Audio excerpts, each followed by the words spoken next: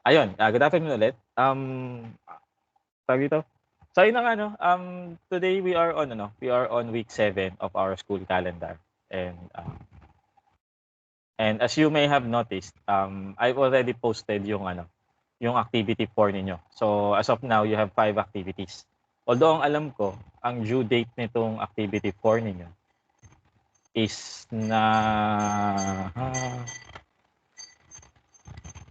ang due date ng activity, the due date of your activity 4 is I think March na 'to. No, parang nailagay ko na siya sa March. Hindi, naka-due pa rin siya ng February 6. Okay, pero ang alam ko yung final deadline nito is March 8. Yes, so yeah. So yeah, naka-deadline siya ng February 6 pa rin, but the final deadline for this activity is March 8. Okay, so ayun. So again, as I have kung mare-recall nyo last time, I did talk about dividing kasi I would have designed your activity 3 to be all about errors. Okay, to be all about errors. So activity 3 should have been that way. Okay, I could have written your activity 3 which deals with errors. Okay, everything about errors. But the thing is that if I actually add this part, okay, this truncation error dun sa activity 3 ninyo, your activity 3 might be too long. Okay, and baka at one point there might be some there might be some confusion with regards to some of the things that you need to understand about these things. Okay, so I decided to divide it into 2. Okay, so basically what activity 3 tells us is that tungkol siya sa round of error. Okay, so in which case we apply this round of errors sa numbers niyo. Okay, by the way, nagsisimula na pala ako ng lecture na. Sabi ko, nag-iisip muna ako ng announcement para meron tayong konting warm up sana. Okay, kaya lang parang bigla akong na-engage kagad sa lecture. Okay, sandali lang.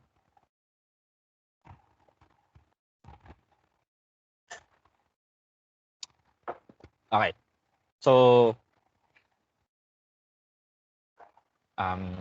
then also while waiting, open ko na rin pala yung MATLAB ko. Baka mamaya bigla akong kailangan yan. Okay, so ayun na nga. Activity 3 is all about round of errors. Okay, in which this round of errors typically apply to how we represent our numbers. Okay, as if napanood niyo na yung recorded lecture that I have asked you to watch nung last week with regards to activity 3. Okay, in there I discussed na we represent numbers differently. Okay, we represent numbers differently when kung yung actual meaning niya at yung actual understanding natin about that number, okay, is actually different from how we actually write it. Okay, and halimbawa, nagso-solve kayo ng pinapahanap kayo ng area ng circle. You're asked to find the area. Okay.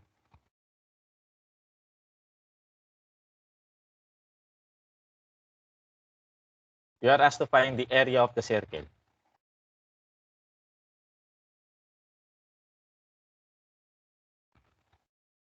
Ang formula natin dito is parang pi r squared. Tama ba? Wala. Oo, tama. Yun yung area ng circle. Okay. So, halimbawa nung medyo nasa elementary tayo. Tama, no? Tama yung formula ko.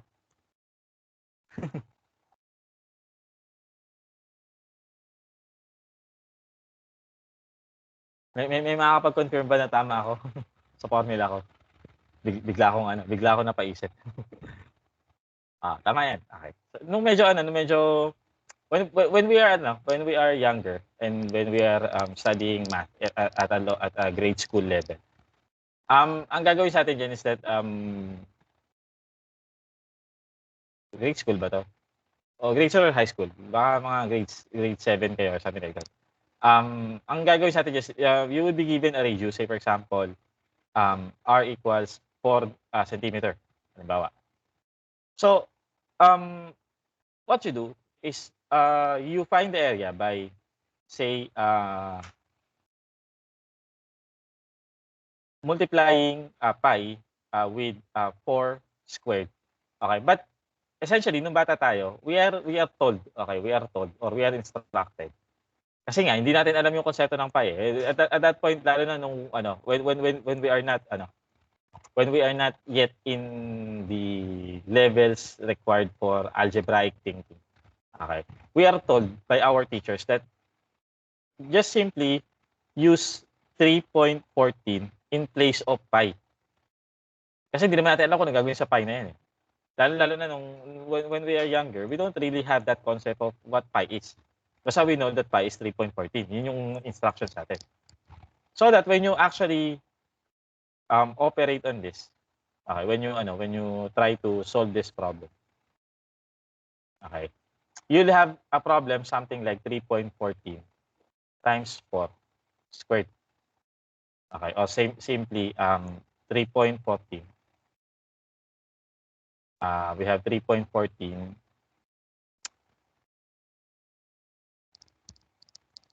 Sumasabay kasi yung MATLAB ko kaya ayun. Okay, hintayin lang natin si hintayin lang natin si OneNote na umokay. Ayan. So we have 3.14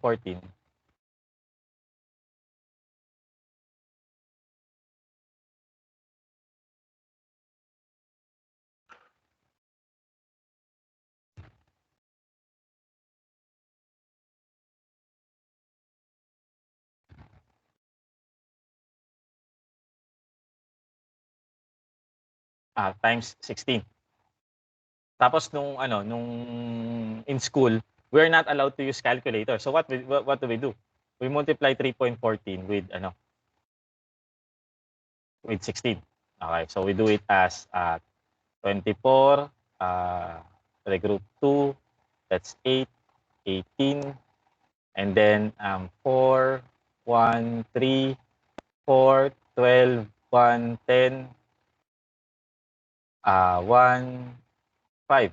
Then we count 1, 2, 1, 2, 50.24. So we say that the area of your circle is 50.24 centimeter. Okay?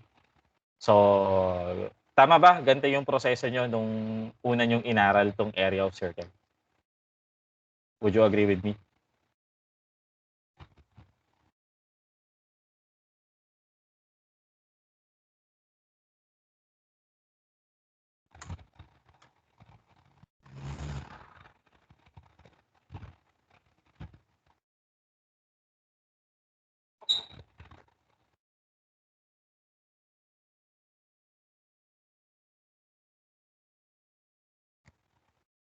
Okay.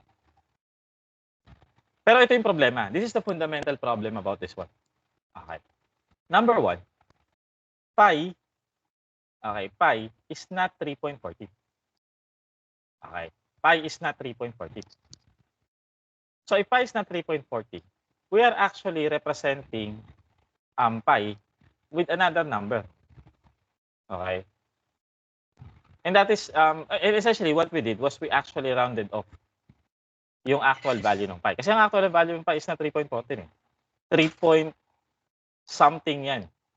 Again, as I stated dun sa recorded lecture, this fractional part of your pi is a non-repeating, non-terminating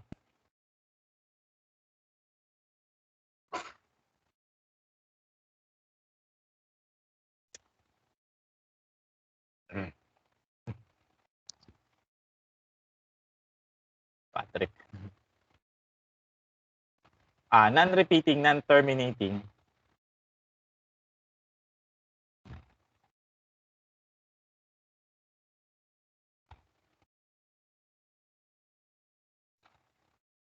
decimal number. Okay? This is non-repeating and non-terminating. And all irrational numbers, okay? All irrational numbers, whether it's pi, it's e, okay? Familiar ba kayo sa value ng e? Ano ang value ng e? Sa pagkakaalala niyo?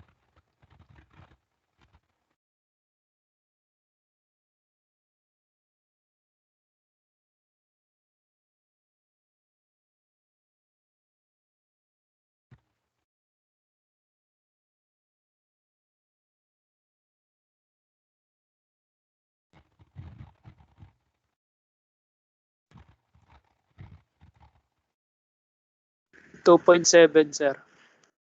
Yan. Ang pagkakala niya 2.7. Sa akin ito ang pagkakala 2.1718828. Yan yung naalala ko lang na digits niya. Sa pi ang naalala ko lang is 3.14159. Hanggang dyan lang ako. Pagkatapos hindi ko na alam kung ano niya. Okay. Pero again, it's okay lang naman na ano kasi number one, baka that is the value that that you were instructed to use the first time you have used it. Okay, 2.7. Okay. But the thing is that again, kailangan nandun tayo sa mindset or your mindset should have been on the fact that irrational numbers have non-repeating, non-terminating fractional parts. Okay? And so therefore, rounding them off. Okay? So that we will have a few decimal places. Okay? Representing the original number. Okay? Actually leads to round off errors. Okay? Pero wala naman tayong magagawa kasi alangan namang isulat natin lahat ng numbers na yan. Okay? It is not really practical to write all of them. Okay? In fact, ginagawa niyo rin yan sa ano, sa you are doing that when you are solving problems in your other courses. Okay? You may remember you may look back at how you solve problems in, say for example, in your electronics courses or in your other courses basta nag-involve ng computations.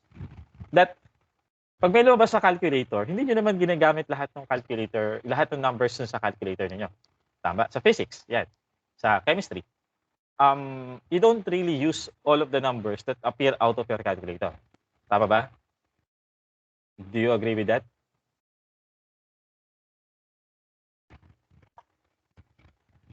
Say,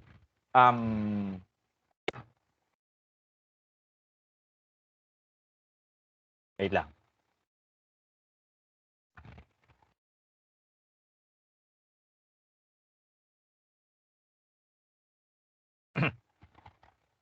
Wait lang.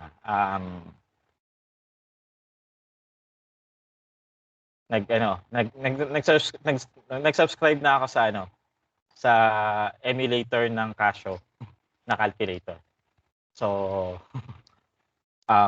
in this time of online classes and whatnot. Okay. Wala nang silbi yung physical calculator ko. Hindi ko na nagagamit yung physical calculator. Ito na lang yung ginagamit ko. Nag-subscribe na ako dyan. Last year, free trial yan. Parang 6 months na naka-free trial from August hanggang December. But last December, nag-expire yung trial. So now, since that I still need this one, so I was forced to buy a subscription for this one. Anyway, 700 naman kasi siya. I mean, relatively mura naman siya kaysa dun sa sa gamit. Although if you compare the price of this dun sa physical calculator, parang ang physical calculator ng 991 ES na Casio is around is around mga 1,200, 1,300 plus. Kung tama pa rin yung pagkakaalala ko sa presyo. But ito, this is 700 pesos a year. So next year, 700 pesos ulit. Anyway, 700 a year is naman. Okay lang naman. So nag-subscribe na ako. Okay, so ayun. At hindi ko sinasabi mag-subscribe din kayo. I mean, baka may physical calculator kayo dyan. So just use your physical calculator. Pero this is what I know. What I am pointing out. Say for example, we will solve the same problem. No? when you calculate this, you would have something like pi times 4 square. Okay? Then you would have something like 16 pi. Okay? Then sabihin natin of course in our case, we can report this as 16 pi. We are allowed naman to report the area as 16 pi. Okay? Centimeter square. Okay? We're okay with this. Okay? Actually, this is the correct way of reporting this result. Okay? Pero suppose na kailangan natin ng numerical value para diyan or ng decimal value para diyan. So we see that we have here 50.27. Okay? Rounded up to the second decimal place. Okay. On our side, ang ginagawa natin dito, hindi naman natin i-report yan lahat. I mean, you don't write in your paper. Okay, you don't write in your paper all the numbers that you can see in your calculator. Okay? 50.26 5 4 8 246. Hindi naman i-report ng ganyan. In fact, pag nag-quiz kayo, ang unang-unang tanong nyo, isa sa mga unang tanong nyo sa teacher ninyo when you are having a quiz and your quiz happens to be a problem solving type na merong computations. One of the few questions, one of the earlier questions that you ask your teacher is, ilang decimal places po? Diba?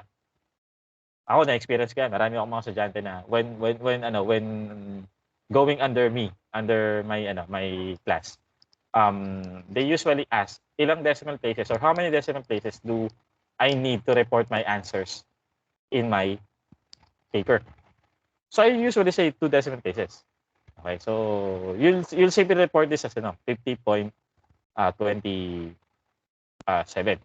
Okay, centimeter. And we do this. Okay, we do this because of practical reasons. I mean, writing this entire number on your paper is not really practical. Okay, especially if you are using this on another part of your calculation. Okay, say for example, you need this area to solve another step in your Okay, although ideally this is more precise. Okay, more precise than using 50.27 in your next calculation, because in your next calculation, okay, this decimal place is uncertain and therefore it would introduce error dun sa kasunod na part ng calculation niyo. Okay? So, kaysa naman dito, I mean, in this case, pag ito ginamit nyo sa next part ng calculation niyo, this part is safe. This two decimal places na target nyo is safe and it's sure that they are certain at this point. Okay? So that is why ang nire-recommend ko sa inyo, if you are to report your answers using 2 decimal places, make sure that in the prior steps or in the steps prior to you getting the final answer, you have to use numbers that are more precise than 2 decimal or than the numbers than the precision of having a number in 2 decimal places. Okay? Kaya sabi ko, gamit kayo yung 3, 4, or 5 decimal places in intermediate calculations. And then just simply report your final answer in 2 decimal places. Okay? And that's one thing that you are to deal with with activity 3. Okay? Round off. Tingnan nyo to. Ito, ni-report natin ito in terms of 16 pi. Okay? The result is 50.27 centimeter. Ito, ginamit ko yung 3.40. My answer was 50.24. So as you can see, may discrepancy na kagad doon pa lang. Okay? And the source of that discrepancy is because I approximated the value of pi. Again, I used a representation of an exact number, okay, into a more convenient one. Okay? So, doon isang nanggagaling yung approximation. Doon nanggagaling yung that's one of the sources of your approximation error. Okay? But that's not all. Hindi lang kayo yung nagre-represent ng numbers in a different having a different value than the original. Or that I should say, hindi lang kayo yung nag-approximate ng numbers. Even the computer itself, okay, approximates your number. Okay? Again, kung naaral niyo na yung activity 3 and yung recording about activity 3. Okay? In there, I have mentioned that your computers approximates number. And not all numbers in the real number continuum are actually represented inside your computer. Because number one, your computer is a digital device. Okay? It means that it converts real-life information. We call it analog information. Okay, into a form or into a representation. Okay, that can only be represented by what we call discrete information. Okay, so parang ano ba ganito? Yung one analogy that I can use here is yung mata natin. Okay, our eyes, okay, when normal, okay, can see the entire range of visible spectrum. So makakita, what I mean to say is that you can see all colors from red up to violet. You can see all of those. Okay? You can see all of those. But your computer will not be able to produce this entire color spectrum. Your computer will not be able to produce this entire color spectrum.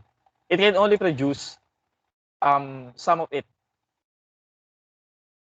Okay? Mapoproduce niya lang yung yung ilan doon sa entire color spectrum ito. So we say that this information, yung light information, is an analog information or continuous information. But your computer, being a digital device, okay, makes your information discrete. Okay? It means your computer only has information on some. Okay, but not the entire thing. Okay? So what in representing information, okay, ganun din sa numbers. Okay? When in terms of numbers, yung real number continuum natin is starts from a number smaller than negative or larger, slightly larger than negative infinity. Okay? Baliktad. Let's put negative infinity sa taas. Sorry. Negative infinity. Okay. So your number continuum, your real number continuum, starts from a number slightly higher than negative infinity and goes all the way up to a number that is slightly lower than positive infinity. That's the entire real number continuum. Okay? And that's that's in real life. Okay? So continuous yan. Okay, walang space. Okay? Walang puwang na hindi kayang i-represent ng real numbers. Sa totoong application. Kahit kaliit-liitang decimal, makukuha na yan. For example, yung pi nyo, okay, halimbawa ito yung 0, no? Halimbawa yung 0. Yung pi nyo occupies a very distinct point on this number line. Mapipinpoint nyo yan kahit na ilang decimal place. Pero the thing is that it can be pinpointed. Okay? Yung exact value niya. But that is not the case with your computer. Your computer, even the most precise way of representing numbers, okay, can only, number one, represent a certain lowest negative number, okay, and the lowest positive and the highest positive number. Okay. Kaya niya mag-represent ang lowest negative number tsaka lowest positive number. Highest positive number. So it cannot go all the way up and all the way down dito. So dun pa lang, alam nyo na limited na kagad yung information niya. Limited na kagad yung number pa. No? Okay, and this is the most precise. Ito na yung pinaka-precise na manner by which your computer represents information or represents numbers. Okay, that precision is what we call yung double precision floating point number, or we call it float 64. That's the most precise. your computer can represent numbers. Okay? Others, like for example, single precision floating point number is inferior in terms of its its representation. So dun pa lang limited na siya. Okay? May positive real max 'yan. Okay? May negative real max. Okay? So, there. Then, ito pa. Not only that your numbers are limited. Okay? Not only that your numbers are limited in the computer. It can also represent numbers. It cannot represent all of the numbers in between. Say for example, ito yung 0. Okay, ito yung 0, no? So ito yung 0 nung ano. Of course, your computer can represent 0. Okay, meron siyang sense of 0 naman. Okay. Pero i-ano ko lang to, i-enlarge ko lang yung region dito. Okay. Pero there is a number, okay? There is a number that is very close to 0. Okay? We call it the machine epsilon. We call that number machine epsilon. That your computer can only represent. Okay?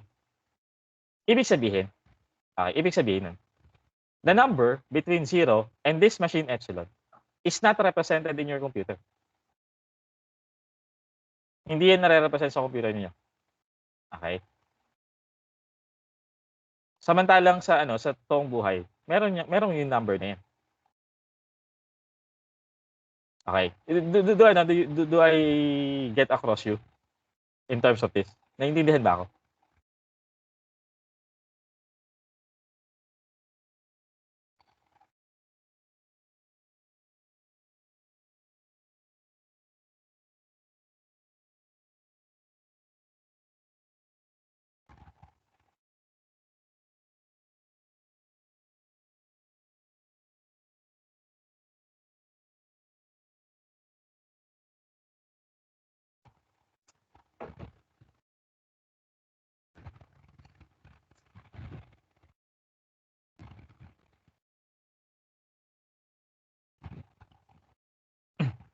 Hala. Sobrang. Naiintindihan ba ako?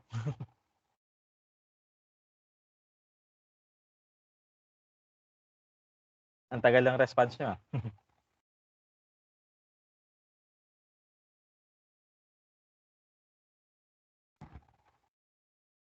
Anyone there? Andiyan pa ba kayo? Sobrang delay naman ito. Yun, may nag-respond. Okay, so ayun. There is a what we call a hole. Okay? A hole in between 0 and that lowest and that nearest number from 0. And not only that, halimbawa ito yung 1 ninyo. Okay? Ito yung 1 ninyo. Okay? The number nearest to 1, okay? The number nearest to 1, okay, may actually be this. And the number in between 1 and this is not represented also in your computer. So, my point is, not all numbers are represented in your computers. And some of the numbers tend to be approximated. So, ito yung natin. Ito yung position natin. When dealing with numbers, not only that we, the user, commits approximation or commits approximation error, our computer is inherently committing approximation errors also. Okay? And that is why the point of activity 3 is for you to realize how such thing happen. How such things happen. Okay? And how do they affect your numerical calculations. That is why at the latter part of the activity 3, meron kayong lesson or meron kayong activities or meron kayong mga questions regarding subtractive calculations. Okay, subtractive calculations.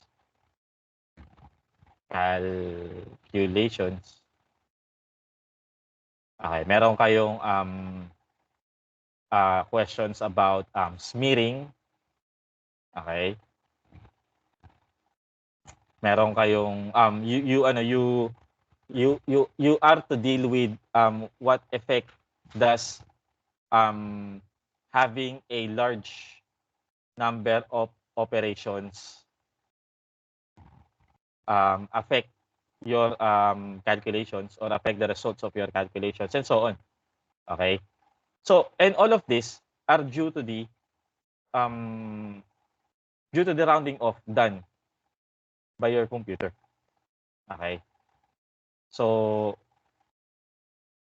that is why we need to study this. Kasi when as students of as students of numerical methods, you would be using computers to compute numbers. Okay? And there will be there will be times that sige, sulat lang tayo ng sulat ng algorithm. You just write algorithms, run the algorithm and so on. Okay? But remember that what we're trying to compute is something that is unknown. Okay? And something that might not that the exact answer is not known to us. And so therefore, we are just approximating. But we have to be really confident about our approximation. Okay? Mainly because the results generated by your algorithms are answers to engineering problems. Okay? Sagot yan sa engineering problem na gusto niyo i-solve eh. Okay? And so therefore, if you are to use them as answers, okay, you need to have this kind of confidence that ito nga yung sagot. This is probably the answer that I am looking for.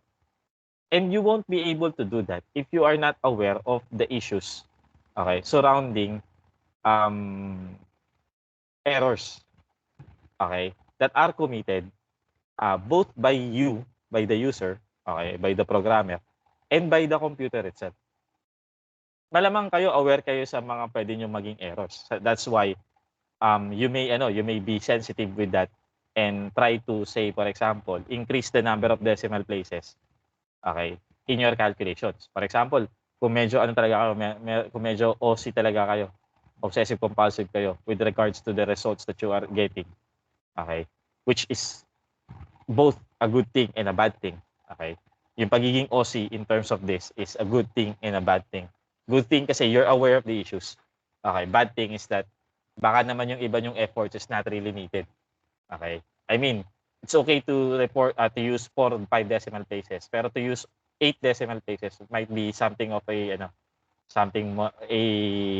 baka may wasted effort na doon. Okay? Baka nga sa 5 meron ng wasted effort eh. Anyway, so that's why it's a good thing and a bad thing. Pero awareness of this, okay, yun kasi makokontrol nyo. But what the computer does to your number is something that is out of your control. So that is why we need awareness. Okay? And that is what activity 3 is for. Okay?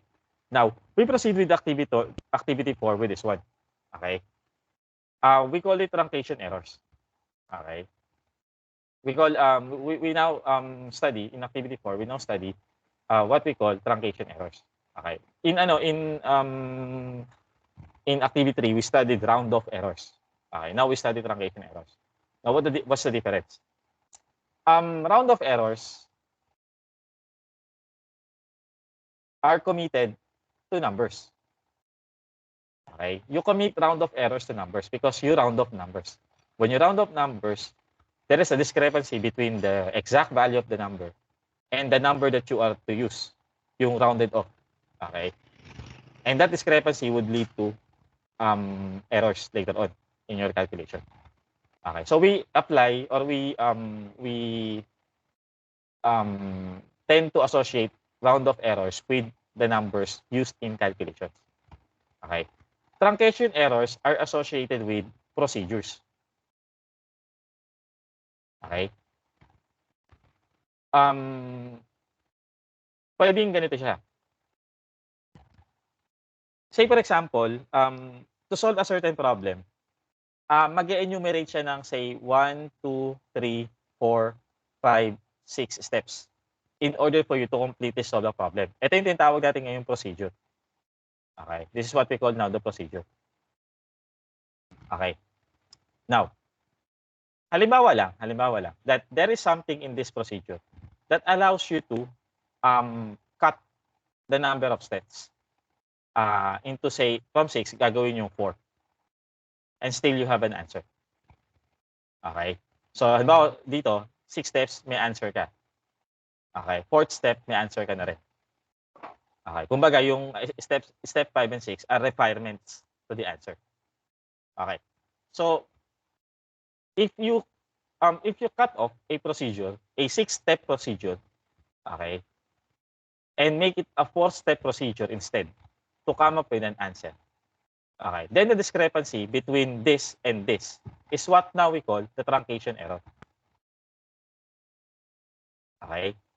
Truncation here actually pertains to truncation or stoppage of procedure. When you stop your procedure or when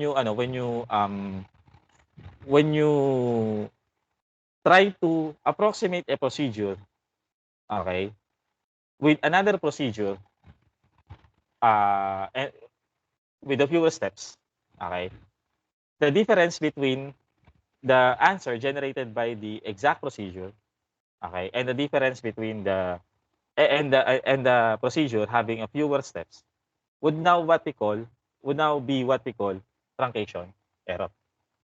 Okay? Naintindihan ba 'yon?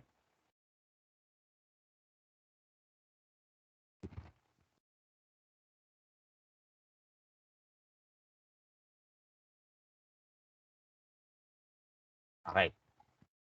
So, ayun na. Pero meron lang akong konting lilinawin about truncation. Okay? May lilinawin lang ako about truncation. As stated sa activity niyo, kung babasahin niyo yung activity niyo, lalo na sa last part. Okay? Merong isang step do'n kasi when you babalikan ko lang siya numbers. When you have a number that is represented in continuous manner, okay? Tapos gagawin niyo siyang ganito. Okay? Ang tawag dito is discretize. Kasi gagawin yung discrete. Okay? Pag meron ng mga awang or meron ng mga numbers na hindi nare-represent, okay? You call this now information, discrete information. Okay? May isang term na ginagamit sila diyan, digital. Okay? Although technically, discrete information tsaka digital information are basically two different ideas. Sa common language, sa common na pag-uusap, halos pinagpapareho siya. Okay? So, at this point, pwede natin siyang pagparehojin, yung discrete information tsaka yung digital information. We can say that they are actually the same. Okay? Meron lang silang subtle difference when it comes to yung technicality ng definition nila. Okay, and we will study that those differences when we are at sa signals, magkakaroon tayo ng opportunity to discuss those things. Okay, yung subtle difference between discrete information and digital information. Okay? So, 'yun. Pero at this point, pagparehuhin muna natin siya. Okay. So, when you discretize your information, one part of it is that you are to assign values or assign allowed numbers. Okay? That step is called quantization. Yung dinedetermine nyo, you determine which numbers are allowed. Ito mga numbers ito, which numbers are allowed. Okay? And then, halimbawa ito yung allowed numbers, this at saka this. Okay? Sabihin natin ano to, 3.001 tsaka 3.002.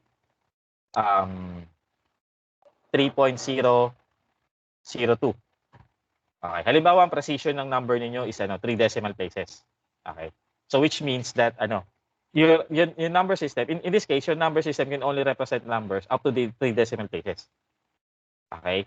So what if meron kayong number na 3.001,293. Yan yung exact value ng number nyo. Okay? What would happen? Okay. What would happen here? Dahil itong 3.001,293 is not here, hindi siya allowed number. What your computer would do is it would actually approximate this. So it is either i-assign niya ito as 3.001 or i-assign niya yan as 3.002. Okay? So, may dalawang process para gawin yun. Okay? So, let's say for example, yung 3.001,293, nandito siya. Okay. Now, it's either itong number na to, okay, is to be assigned here or is to be assigned here. Okay? Depending on what algorithm or what protocol your computer might be using. Okay? One of the simplest way of doing this is to actually just simply drop this digits out. Okay? To drop these digits out. So simply, represent nyo as 3.001. Lahat ng numbers after nito, after ng third decimal place, is to be ignored. Okay? That process generally is called truncation. Okay? That process is called truncation. Pero, sa course na to, we will not call it truncation. We will call it, chopping off numbers. So we say that in 3.001,293, we chop off these numbers. Okay? And come up with a representation for this number as 3.001. Okay, naintindihan yan? Yung chopping off?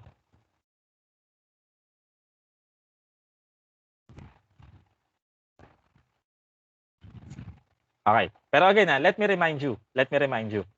In some courses or in some context, we call this process also as truncation. Yan yung tawag na truncation sa numbers. Truncation of numbers na tawag dyan. Okay. Now, what we will deal here in activity 4 with is truncation of mathematical procedure. Okay? This is truncation of mathematical procedures. Yun yung tinutukoy natin dito. Okay? But there is still what we call truncation of numbers or truncation in numbers. By the way, ang isang proseso dito is truncation. Kompleto nyo yung discussion ko. One process of how you can determine which of these allowed numbers is this number to be placed into. Okay? One process is truncation or basically chopping off. The other one is round off. Okay? In which yung rules ng rounding off nyo apply kung saan siya mas malapit. And in this case, it seems na ito mas malapit dito. Okay? So therefore, i-represent nyo as 3.001. Okay? Ang pagkakaiba niyan is ito. Halimbawa, ang number nyo naman is 3.0017493. So ito yung 3.001 ninyo, ito yung 3.002. Okay? Your number is somewhere here. So it seems na mas malapit siya sa 3.002. Okay? In fact, rounding off, when you rounding off process would actually place this number at 002. 3.002. If rounding off is used. Pero if chopping off is used, or basically, yun nga, if you truncate this number would be placed at 3.001. Again, the rule is you just simply chop off the numbers beyond the third decimal place. Kung yun yung rule, ito yung masusunod. Ito yung 3.001. Okay. Computers mostly use rounding off rather than truncation. Although in algorithm wise, mas madaling i-implement ang truncation. Kasi nga ito mo lang to i-ignore mo lang. You ignore those numbers after a certain decimal place. Okay? So mas madali siyang i-implement. Okay? Kasi itong rounding off, evaluate mo pa saan siya mas malapit. So it involves computing distances pa and so on and so forth. So ayun. Okay? So but the problem is that ang chopping off would commit more error. Okay? In some cases. For example, ito, makikita nyo dito. Kasi if you actually represent this as itong number to as this one, yung difference ng dalawa, okay, tawag na dyan is approximation error na. This is now your approximation error. Now take note that the approximation for chopping off your number is greater, this is the approximation error for chopping off. Okay, is greater than the approximation error for rounding off. So, in general, mas malaki yung error dito. Okay, so although mas simple yung proseso. Okay, so ayan, that completes my discussion there. So again, let's proceed here.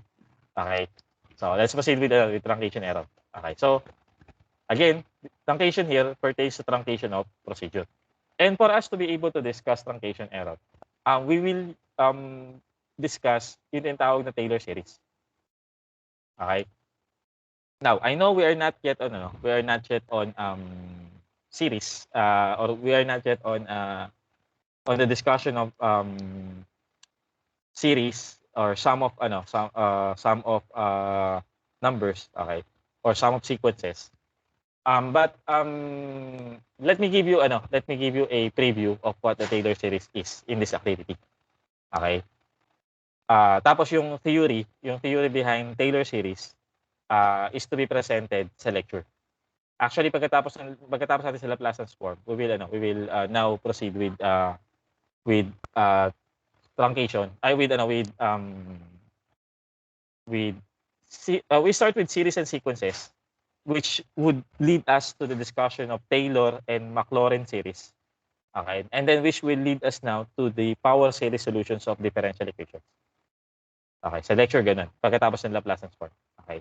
So, ayun. But in this case, magdi-discuss tayo ng Taylor series pero hindi natin di-discuss yung ibang theory niya. I-discuss na natin siya, number 1, yung form niya, and number 2, ano yung significance niya sa truncation error. Okay? So, maliwanag ba tayo?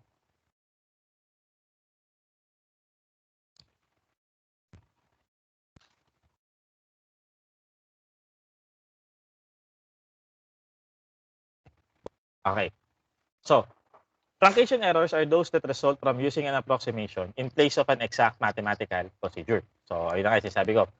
When we say truncation error, in our case, and in this discussion, in the context of our discussion, truncation error refers to errors, okay, committed when we replace an exact mathematical procedure with an approximate one. Okay? For example, when we do numerical differentiation, okay, when we try to do numerical differentiation, you just simply you use this formula. Okay, when you do numerical numerical differentiation. Question lang. Does this formula seem to be familiar with you? Familiar, para nakita niyo na ba tong formula na to? Sa previous courses, sa previous previous life, hindi, sa previous sa mga dati niyong pinag-aaralan. Sa diffcal po. Okay. Bukod doon. Sige, tama 'yon. Nakita niyo to sa differential calculus, tama. Okay. Pero meron pa kayong isang dito. You have another lesson. Okay, you have another lesson in which you had this formula. By the way, bago kayo sumagot, yung sinasabi ni Miss Cordova, kaya nyo nakikita yun sa differential calculus because basically, this is the very definition of, actually, when you define derivatives, you start with this one. Okay. So, the definition of derivatives, actually start from this. Okay. Pero bukod doon, as a starting point, I don't say that this is the definition of derivative. This is not the definition of derivative. Okay, mamaya iiba ko. Pero, meron pa kayong lesson na kinover nyo itong formula na to. So, anyone that has in mind kung saan ko ba nakita to? Looks familiar eh. Or sabi nga ng mga nagre-review sa engineering board exam, looks family daw. Okay. Saan nyo ba nakita na to? Anyone? Di sure kung physics, sir. Physics. Sir, Saan doon? parang... Teka, Wait lang, Mr. Arambura. Tanungin ko muna si Mr. Garrido. San particular part ng physics? Sige, interesado ako doon sa part na yun. Some particular part ng physics. Anong particular lesson sa physics? Di po ako sure pero parang familiar something sa physics yung formula, sir. Sige. Mamaya bibigyan kita ng formula sa physics na medyo lalaglag sa form na to. Sige, balikan kita Mr. Arambura. What was your answer? Sir, sa akin po parang nakita ko yung lumang, yung pinamabang version po ng derivatives. Ewan ko po kung tama po ba? Tama naman. Again, ang pino-point out ko nga is that pag define niyo yung derivatives, you actually start at that formula. Limits, sir. Ha? Limits. Pagkatapos nito, pag in-applyan mo to ng limits, papunta ka ng derivatives. Yan, ganun yung cycle nun. Okay. Pero ito, isusulat ko to in another way. Kung maalala nyo to, yung delta y over delta t. Okay. Paano nyo ba define ang delta y? Sige nga. Kung maalala nyo, when you say delta y, paano nyo siya define before?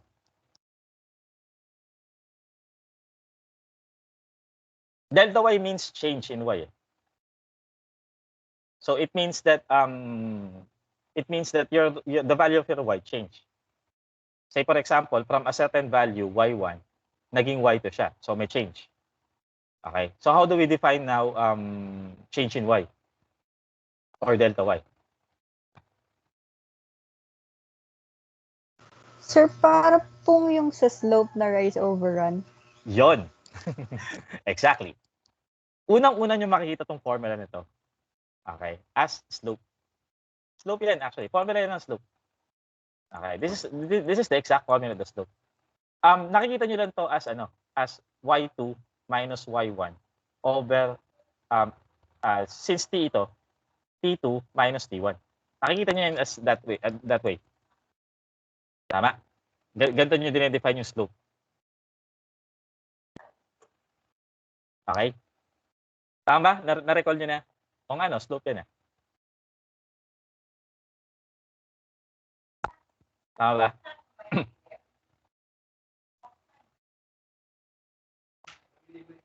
Okay. Ganito na nangyari dyan. Okay, ganito na nangyari dyan. Yung y of ti plus h. Okay. Yan lang yung parang y2 ninyo. Okay.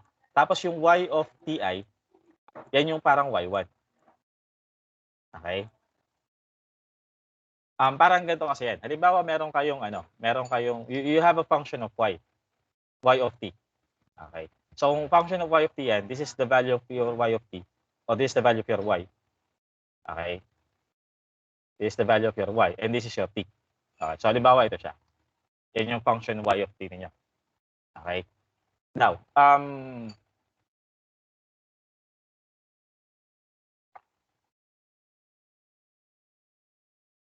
you take a certain moment in time, say that is ti, okay, and you compute the value of your function or you determine the value of your function at that point. So, ang value ng function nyo at that point is denoted to be y of ti. Nung nag-aaral kayo nito sa high school, grade 8 or grade? Yes, sir. Second year. Grade 8, mga ganun. Tama, second year. Second year pa ba ang ginagamit nyo? Di ba kayo? STEM na, ka? 8 to 12 na kayo? Tama? Grade 8 na po, sir. Tama, grade 8. Sige. You denote this as y1. The first point. Okay. You denote that as y1. Now, let's take another point in time. Let that time to be t of I plus h. Okay. So we get the value of that function at this moment in time. And you denote this as y of ti plus h. Yung I plus h as subscript. Okay. So that is that point. Nung pinag-aralan yung slope, tinawag nyo yung y2. Tapos ito, tinawag nyo itong x1. Ito, tinawag yung x2. Okay. So, now, when you were studying slope, you were studying it on the context that you are studying a line or a linear function. Okay. But as you went along calculus, nalaman nyo na hindi lang pala na-apply ang slope sa lines. Na-apply din pala siya sa curve. Okay. So, ang ginawa nyo dito is that you have connected these 2 points. And then you try to imagine na meron kayong line, horizontal line dito at saka vertical line dito. Okay. Itong vertical line na to, yung haba niyan, you term this as rise. Tapos yung haba ng horizontal line na yan, you term this or you call this as run. Tapos yung ito, yung inclination, okay, yung inclination niya, how inclined that line is. Okay, the measure of inclination, that is your slope. So, slope actually measures inclination. Okay? Kung i-relate nyo nga ito sa trigonometry, if you are to relate this into trigonometry and you get this angle, okay, you say for example that angle is theta, you may actually have computed m as tangent of theta. Okay, which again is consistent naman sa definition of slope. Okay, pero yung theta dito actually is the source of the inclination term. Okay, so ayun. Now that is why, yung slope, sinasabi nyo na rise over run. Okay? It's rise over run. Tapos, yung rise na yun, ibig sabihin, how is your y changing? Okay? How is your y changing? Versus run, okay, how is your x? Sorry, hindi pala, hindi, tinawag nyo siyang x1 tsaka x2. Pero t kasi yung function natin. So, how is your t changing? That is your run. So that is why when you define it sa nung grade 8 kayo, you have defined this as y2 minus y1 over t2 na lang gagamitin ko. So instead na x2 at x1, it's t1 at t2. So t2 minus t1. Okay? So slope siya, slope. Yan. So basically, yung nakikita yung formula, itong formula na to na nakita nyo is actually formula ng slope. Okay? But how does it relate to derivatives? Paano siya relate sa derivatives? Okay, ganito yan. Ang ginawa nyo dito is basically, or ang definition ng derivative is that dy, gawin kong blue ulit yung kasi baka masakit sa mata to. Para masakit sa mata tong kulay pula. Ayan natin, blue ulit. Ito. Ayan. Your derivative, dy over dt, for example, okay, is actually defined as the limit of delta y, okay, the limit of delta y over delta t, as your delta t is made to approach to 0. Okay? It means, ganito.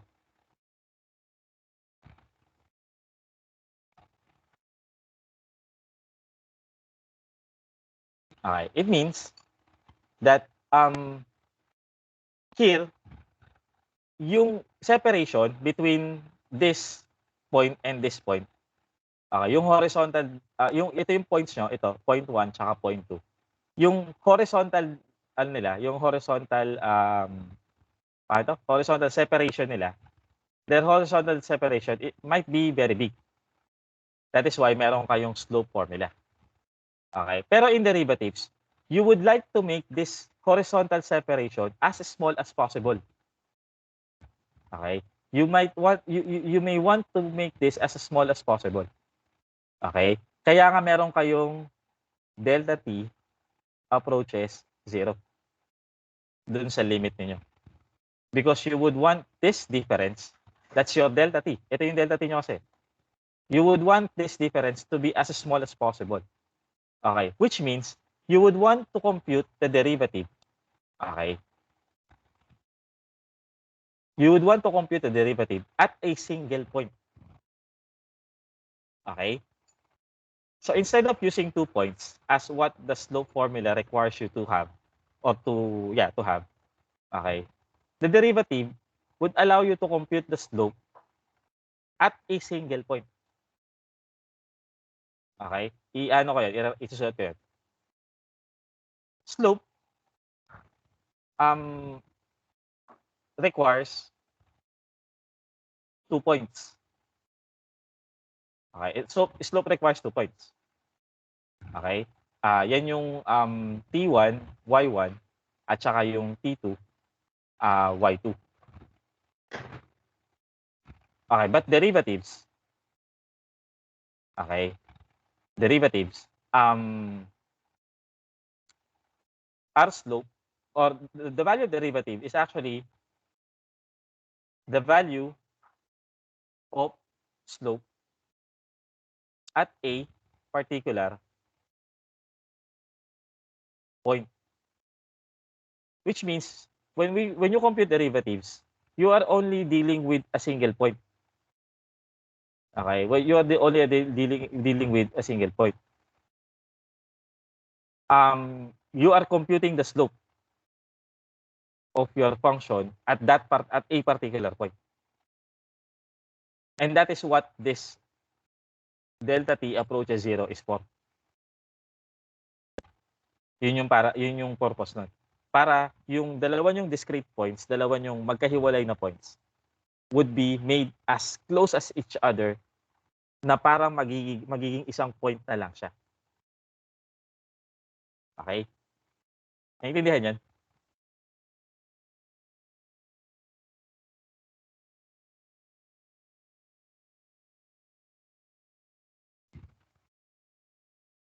Okay? And that is that is how you should remember derivatives. Okay? How you should understand derivatives. You should understand derivatives as a measure of change. Okay? Both of these are measure of changes. They measure changes in function. Okay, they measure changes in function. Okay, paano niyo na measure yung changes in function? Halimbawa, mag-graph tayo. Hindi, ito na lang. Mag-drawing na lang pala ako. Halimbawa ito, no? Halimbawa ito. Compare nyo yan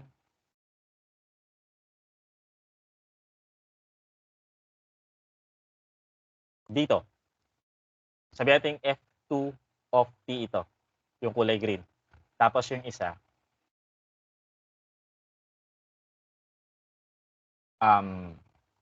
F1 of T.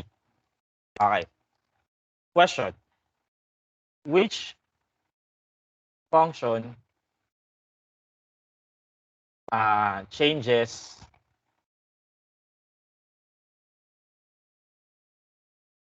at a faster rate? Ayan. Which function changes at a faster rate?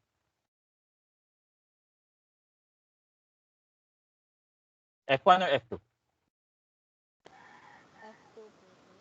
F2 of T. F2. So, F2 changes faster. Okay? Kasi tingnan nyo to. Halimbawa, kumuha tayo ng ibang kulay ang gamitin natin.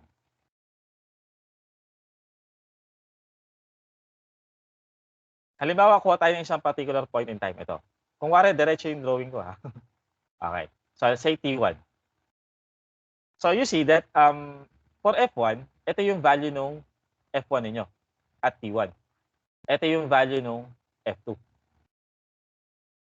Okay? At T1. Now, let's get another point in time. Say ito. And again, imagine na yung yung drawing ko ay diretso. Okay? This is the value of your, let's call it T2. This is the value of your F1 at T2. Okay? And this is the value of your F2 at T2. Mapapansin nyo na change eh. When you say change, pagbabago. In this context, change in value. Okay? Or change in function value. Okay? You see na yung value nito, okay, nung F1 ninyo, Although it increased, pero yung in-increase niya, konti lang. Kumpara sa in-increase nitong F2. Is that understood? Yung pinapoint ko?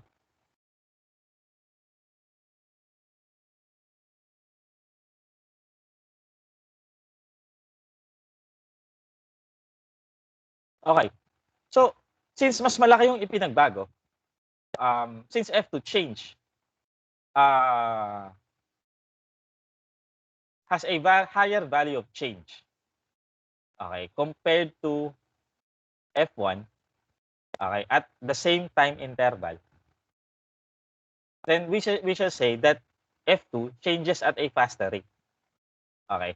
And that is what your slope and derivative is trying to measure. Okay. Both of these quantities, okay, measure how fast a function is changing. Okay? Yan yung sinasagot na tanong niyan.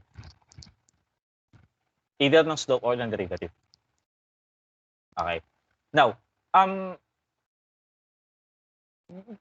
the good thing about derivative then is that it actually measures the change in your function at a particular point in time. Kasi yung change na yan can actually change din. Okay. Yung rate of change na yun can actually change over the course of your function. Okay. For example, ito yung function niyo. Diba? Ito yung axis niya. Yan. Ito yung function niyo. Say, here, tapos ito, tapos ito. Yan.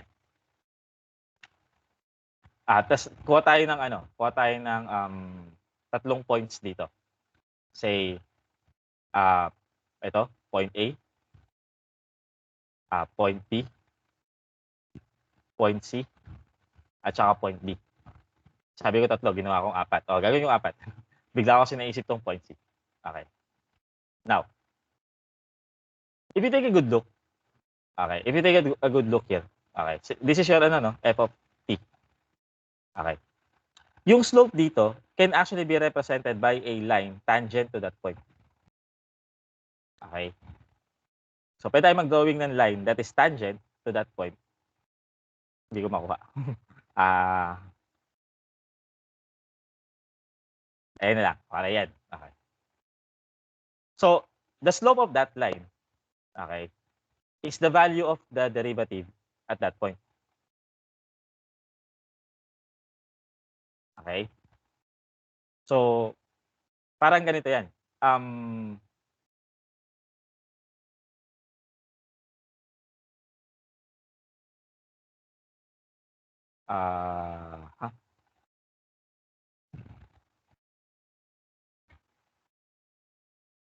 No? Ano nangyari? Okay.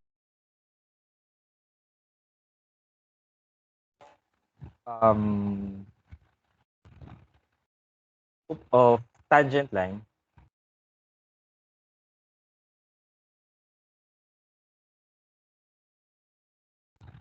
okay, is equal to, say for example, this point A is at T1. Okay, is located at T1. Okay, so ibig sabihin, this is f of T1. Yung value ng function dyan is f of T1. Okay? And the slope of that tangent line is actually equal to the f prime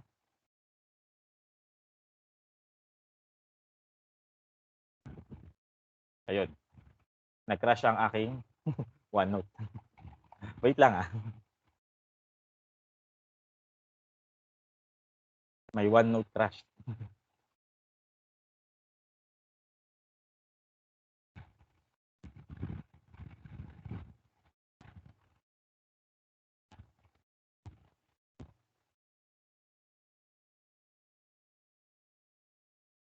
Question lang, isn't it that that even if you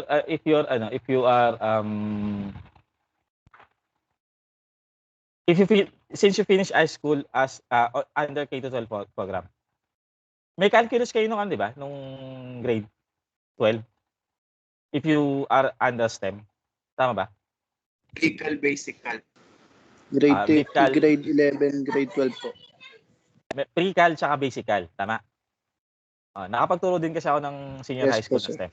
Okay, so pre-cal tsaka. Tapos, you also have in NU, you also had taken a differential calculus course. Tama ba?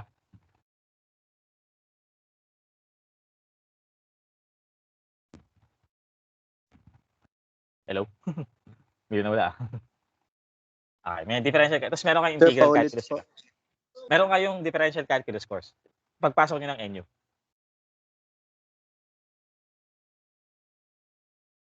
Tama ba? Okay po.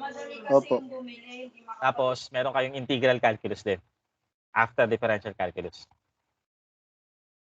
Tama ba ako? Opo, sir. Okay, so sige. Ayun lang, binarify ko lang. Okay, so here, okay. So the function value is f of t1. Okay, f of t1. But the slope of the tangent line, or the slope of the line tangent to this point, okay, is f prime of t1.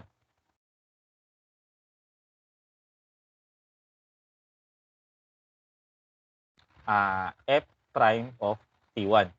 It means you have to compute the derivative of f, and then you have to substitute this dun sa derivative. So, yun yung ibig sabihin natin dito. Okay? In the same manner,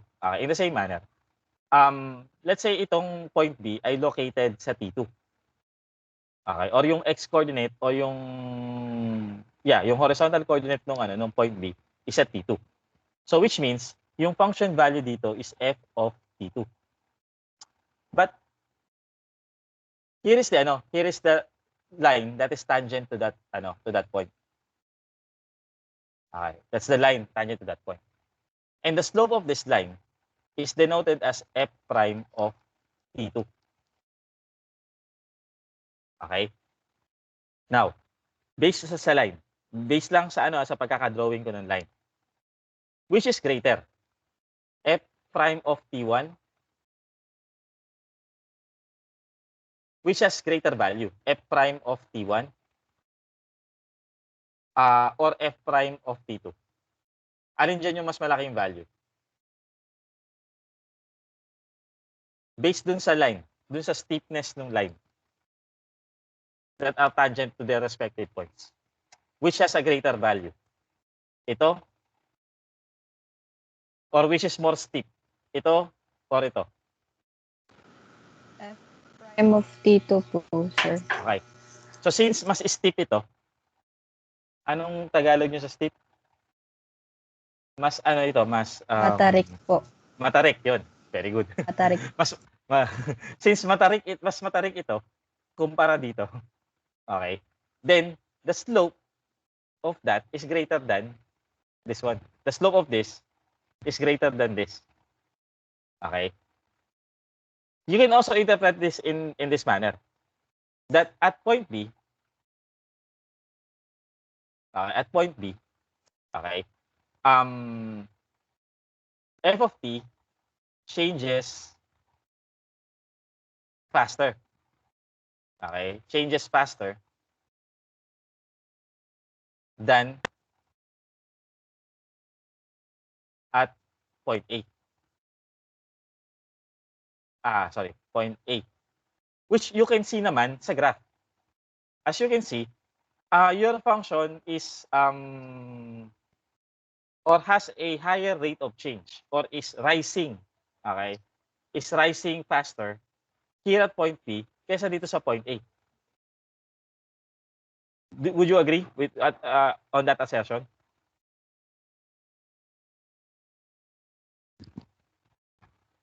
Do we all agree on that assertion that your function is moving faster or is changing faster in B than in A?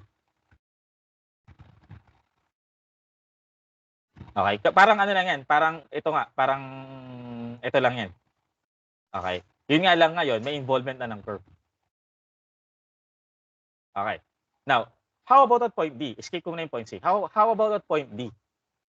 As you can see, the line tangent to that would actually be something like this. Okay? Anong masasabi natin ngayon sa slope na yan? Let's say that is found at T4. So therefore, the derivative, the value of the derivative at that point is f prime of T4. Now, what can we say about the value of f prime of T4? Or what can we try to imagine about the value that we will be able to get at f of T4? Okay. Unang-una, you try to notice that in both points A and point B, your lines are rising. Okay, your lines are rising. It means that kasi when you read graphs, tandaan nyo, when you read graphs, you read it from left to right. So it means that your time or that your x value is progressing from left to right. So ang pagbabasa ng graph from left to right. So which means that a line something like this is rising and a line something like this is falling. Okay? Is that clear?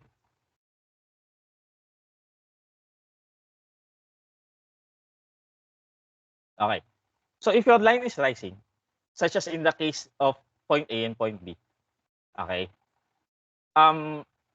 we would say that kung rising yung line nyo, no, pag kumuha kayo ng dalawang points dyan at nag-attempt kayo na mag-compute ng slope, malalaman nyo na yung slope na mako-compute nyo ay positive.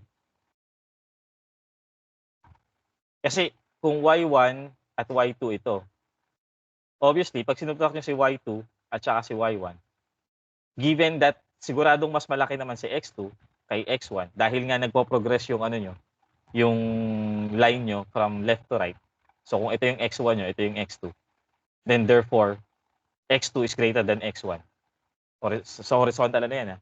Okay. And here, it is obvious that y2 has a greater value than y1 kasi mas mataas siya kumpara sa y1. Okay. If you actually compute the slope, you would have your slope to be positive.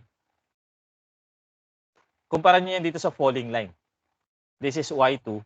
Ito yung y1. Ito yung x2. Ito yung x2. Sorry. Mali. Ito yung y1. Ito yung y2. Tapos, this is x1. This is x2. If you actually try to compute the slope of this one, of this falling line, okay, makukumpute dyan is negative. Basically, because when you subtract y2 with y1, okay, obviously, mas mababa yung value ni y2. Kasi mas mababa yung point niya kumpara niya sa y1 na mas mataas. So therefore, if you subtract y2 having a lower value than y1, then it would give you a negative answer. So therefore, and of course, yung x2 minus x1 is positive. Okay? Kasi nga, nagpo-progress yung line nyo from left to right. So therefore, mas malaking value nito kaysa dito. Okay? So yung slope nyo is negative. My point is, if your line is rising, or if your function is rising, its derivative at that particular point that it is rising is positive. So we shall say here that if f prime of t1 is the slope at point A, then we can say that f prime of t1 is positive. Same thing with f prime of t2. Positive din yan. Pero, itong sa point D, since it is falling, obviously, yung function nyo pababa na. Okay, yung function nyo pababa na. Okay? You would say that your slope, your f prime of t4 is negative kasi pababa na yung function. Okay? So not only that your slope or your derivative tells us how fast your function is changing. It also tells us the direction to which it is changing or towards it is changing. If it is positive, then we have this idea that your function is rising. Kung positive yung slope at a particular point. If it is falling, okay, if it is falling, I mean, if it is negative, if the slope is negative, or if the derivative is negative, then we can say that your function is falling. or is going down. Naintindihan yun?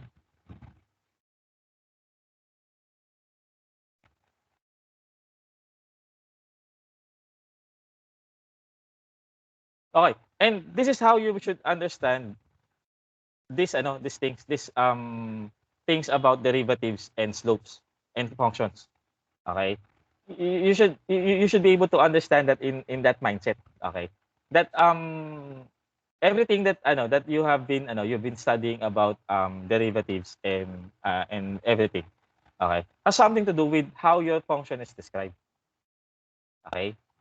Now that we are dealing with numerical calculations, okay, and later on numerical differentiation, all the more that you need to understand derivatives in that context. That is why nag-spend ako ng considerable amount of time reviewing these concepts. Okay? This may be something that has been taught to you before sa calculus class ninyo. But I would like this to be very clear here, okay, in our course. Kasi since we are dealing with numerical calculations of derivatives, or numerical differentiation, ang makikita nyo, hindi equations, numbers. Okay? So, for you to be able to have a sense of what the results are, okay, for you to be able to interpret these results in a correct manner, then ganito dapat yung understanding natin. And last but not the least, I'd like to make a point about point C.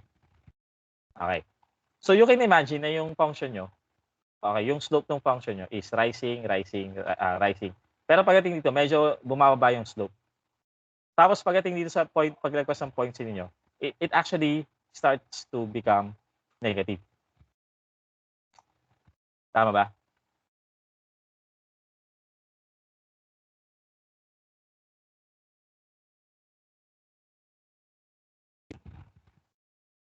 Okay. It means that if you travel from point B to point D, your derivative has transition from being positive, simula dito hanggang somewhere dyan, okay, to negative. Yung slope nyo naging positive, from positive, magiging negative yan at point D. So if your slope is changing from positive to negative, at one point, halimbawa, positive 2 yan magsisimula. Tapos pwedeng bumaba yan. Like for example, magiging positive 1, positive 0.5, and so on. Okay. Pero bago mag-negative yan, mag-negative yan after a while. Okay. Pero bago mag-negative yan, dadaan mo na yan ng 0. Okay? Dadaan mo na yan ng 0. Tsaka yan mag-negative. Mag-negative 0.5, mag-negative 1.2, and so on. Hanggang sa dumating siya, for example, sa negative 2. Like, halimbawa, yun yung slope dito. Pero my point is, dadaan niya ng 0. Okay. And that 0 slope, this is slope, we're talking about slope here, or derivative, the value of your derivative. Okay. And that 0 derivative is of very special interest to us. Okay. Kasi yung slope na yan, na 0, okay, when your derivative is 0. Okay, when your derivative is 0. That tells us something about the location or about the characteristic of the point at which that slope is 0 or that derivative is 0. And if you may recall from your calculus class, anong sinasabi nung concept na to, that the derivative is 0 dun sa point C? Halimbawa, nag-0 siya sa point C. What does this tell about point C to us? Anong pinapakita niya sa point C? Anyone? Constant po. Constant yung alin? Yung function, sir? Constant yung function. O, sige. Gagamitin ko yung konsepto mo. Ang slope that is 0 or ang derivative that is 0 actually describes a line that is constant. Kumbaga, ganito. you know, you are well aware that that constants give zero derivatives. Tama ba? For example, if your function is say for example a constant function, say 2. Okay? Yan. You know that its derivative, okay, with respect to time is 0. Tama?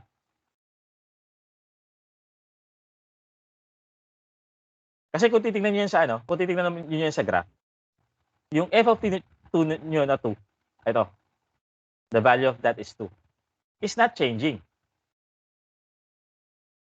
Okay? It's not changing. Kahit kumuha kayo ng y1 at y2 diyan. Ito yung x1 or yung t1 at saka ito yung t2. Paunti tayo ng paunti 5 na lang kayo. Kanina nagsimula tayo sa 10. Ngayon 5 na lang kayo. So, sir. Tayo lang yan. Sige. Okay. So, pag kinumute yung slope nito, obviously, since y1 and y2 are equal, then yung y2 minus y1 is 0. That is why it would give you a slope of 0. Okay? Regardless of what t2 and t1 would give you. Since y1 and y2 are equal, 0 yan. So, tama yung sinasabi ni Miss Cordova, that we associate zero derivatives with horizontal lines. Okay, that's one point. Okay? We associate zero derivatives with horizontal lines. Pero another thing is that it also says na at point C, okay, at point C, kasi dito nakakapag-drawing ako ng mga tangent lines, di ba? Okay. Pero non-zero yung slope. So therefore, meron siyang inclination or meron siyang steepness. Pero since at point C, the slope is 0, the tangent line there is a horizontal line. Okay. The tangent line there is a horizontal line. Okay. And if you would be recalling this from your calculus class. Okay. If this is the case, yung tangent line nyo ay horizontal at any point in your curve. Okay. That means that point, okay, at which that horizontal line is tangent, is actually either a maximum point or a minimum point. Okay. So here, we say that point C is a maximum. Makikita nyo sa graph relative maximum siya. Okay, relative kasi baka may mas mataas pang point dyan. Pero in this case kasi, since your function changed from a positive slope to a negative slope, okay, it means that point C is a relative maximum.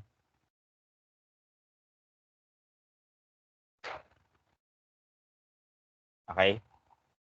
Or simply, you call this as the maxima. Okay? You call this as the maxima. Kung yung function kung yung slope niyo naman, okay? Kung yung slope niyo naman changes from negative katulad sa case na to, tapos magiging positive siya pagdating dito. Okay? Then you are locating what we call a minimum point. Pero either at maximum point or minimum point, again, the derivative at that point is 0. Kaya di ba maalala niyo, nag-aral ba kayo ng maxima minima, maximization tsaka minimization sa maxima minima problems sa calculus? Nag-aral kayo na? Di po ata kami umabot dun, sir. Ayun.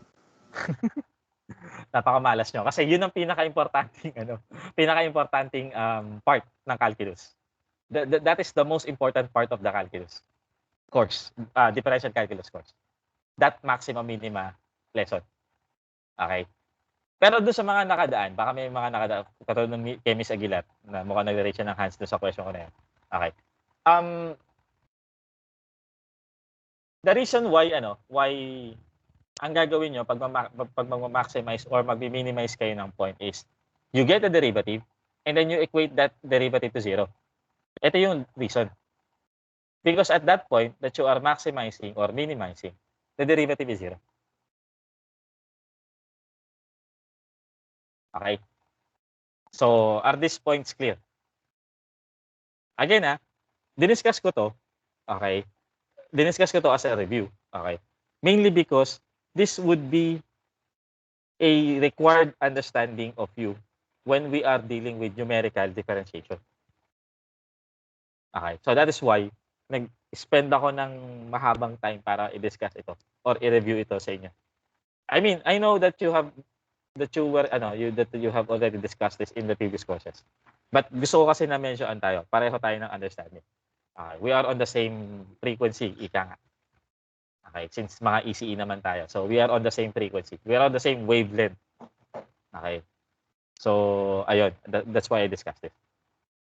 Okay. Pero hindi ito yung main lesson natin. Okay. I just took time to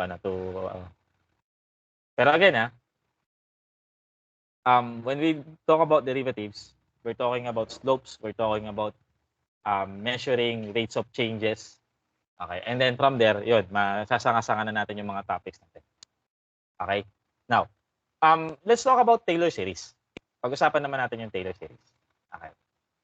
Una-una,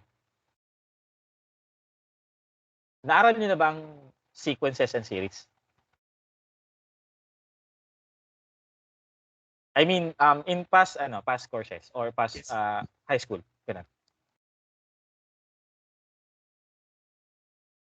Naaral niyo? Opo, sir. Okay, good. So, baka maalala niyo yung arithmetic sequence. Baka naalala niyo yan. Tsaka arithmetic series. Okay. For example, meron kayong pinag-uusapan about arithmetic sequence that it has an nth term. Okay. Baka t yung ginagamit nyo. T sub n. So, nth term yung tawag natin dyan. We call this the nth term. Okay. So, the nth term is determined using the formula t sub 1 plus n minus 1 multiplied to d.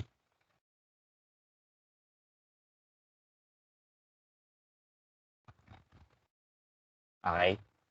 Where d is what we call a common difference. Okay? So say for example, meron kayong sequence like baka sanay kayong isulat yung sequence na nasa loob ng isang bracket. Hindi na ako magka-bracket dito. Pero it is understood that these sequences are part of a set. That is why bina-bracket siya sa ibang libro. Okay, pero ako hindi na ako magka-bracket. Let's say you have an arithmetic sequence 1 3 5 7 9. Okay, that's a sequence. Okay? Now, pag in-add nyo yung terms niyan, ginawa nyo 1 plus 3 plus 5 plus 7 plus 9. Okay? And kinuha nyo yung sum niyan. Okay? This is now what we call a series. Okay? Maliwanag yung pagkakaiba ng sequence at ng series.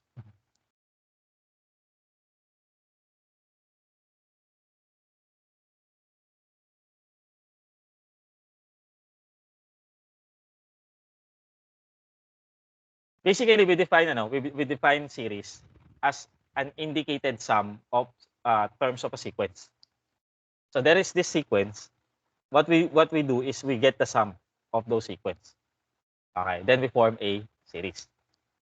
Okay, so inaral niyo yung arithmetic series, inaral niyo rin yung geometric series, di ba? Geometric sequence at geometric series.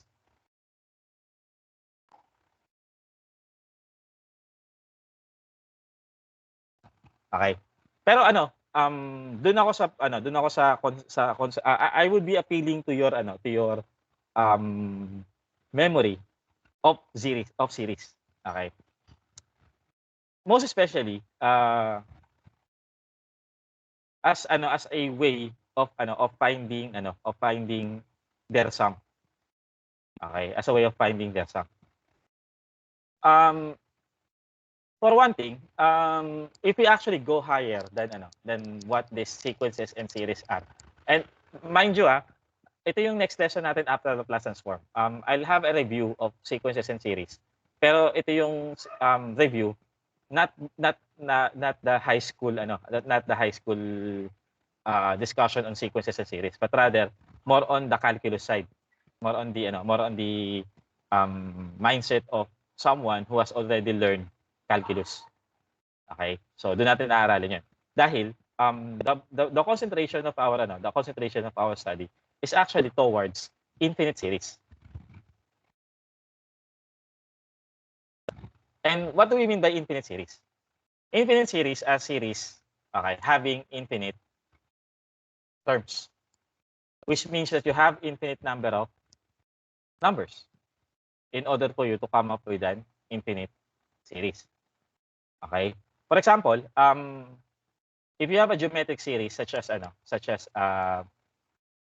or defined by a sub say t sub 1 times r raised to n.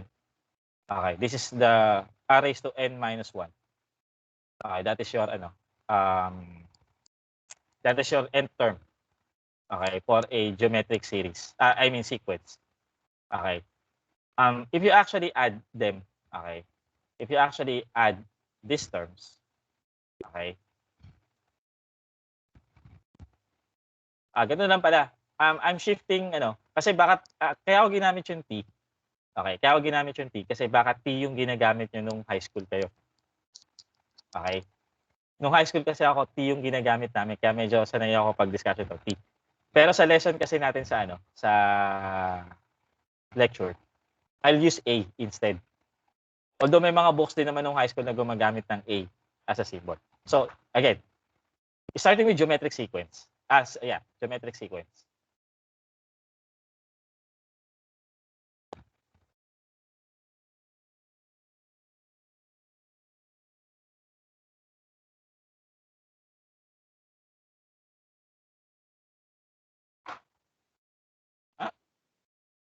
Bad ito. Okay. The nth term of your geometric sequence is a sub 1 times r raised to n minus 1. Okay. This is for n equals 1, 2, and so on. Okay. So you have a geometric sequence. Now, meron kayong geometric series.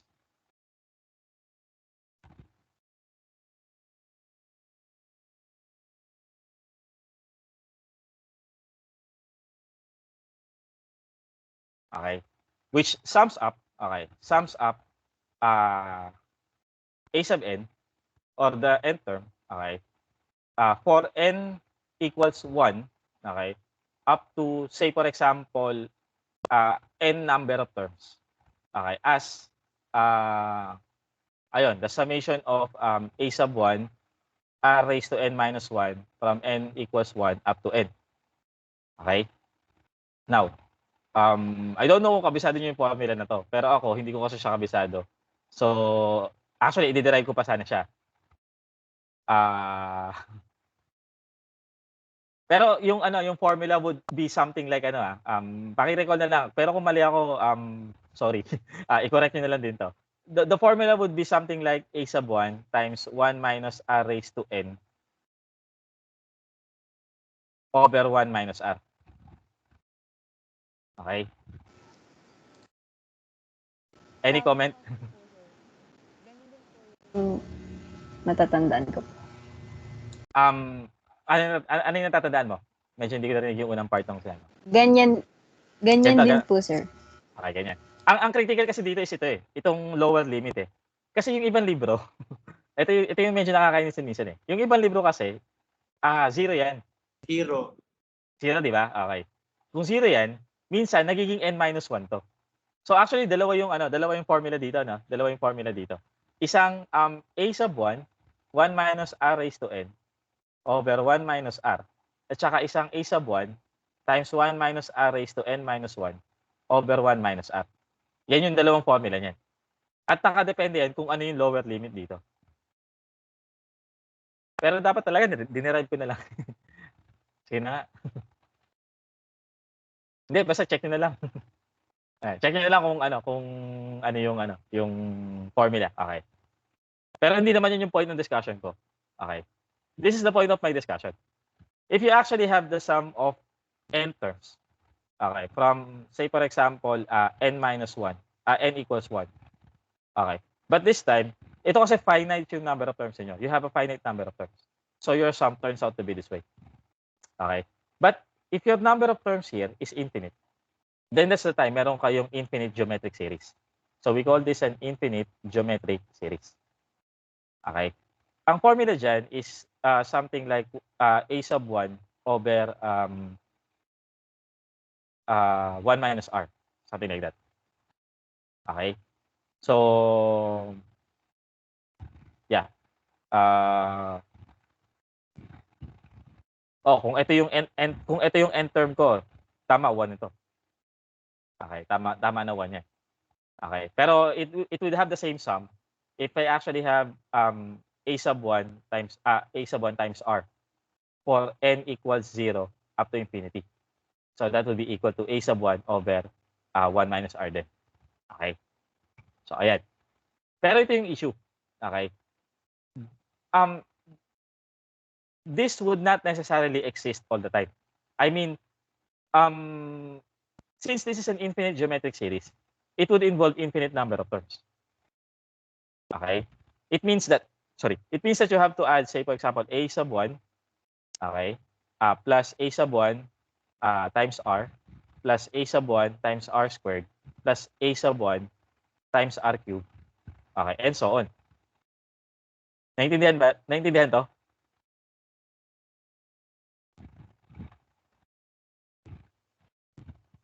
Okay, so you would be adding an infinite number of terms. And if you are adding, tandaan nyo if you are adding an infinite number of terms or infinite number of numbers, okay, there is a tendency, okay, that your sum would actually add up to an infinite number.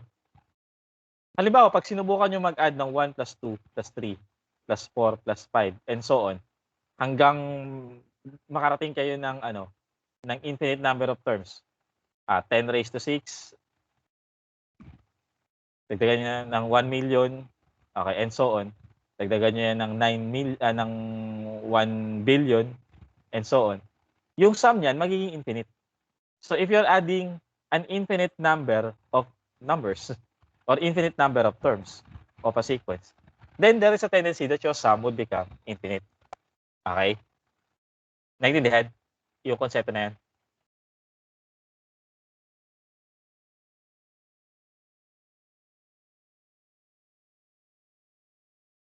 So, my point being is that infinite series can lead to infinite sums. Okay? But there are infinite series that would actually lead to finite sums. Okay? There are infinite series that would lead to finite sums. Kasi kung wala, ano pang inaaral natin ngayon? ano pang point ng pag-aaral ng infinite series? Kung lahat pala ng infinite series mag-lead to infinite sums. Okay? So hindi.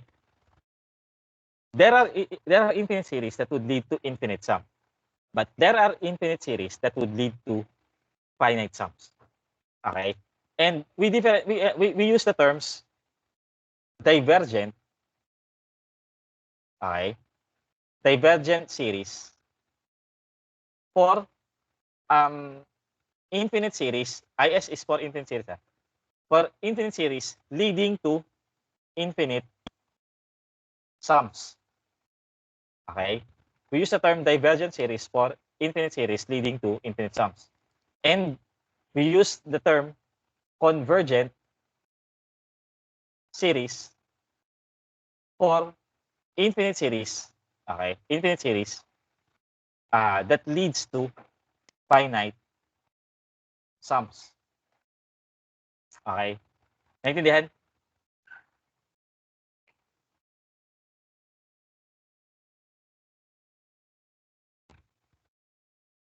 Again, the very definition of divergence or convergence would be studied more in detail sa lecture.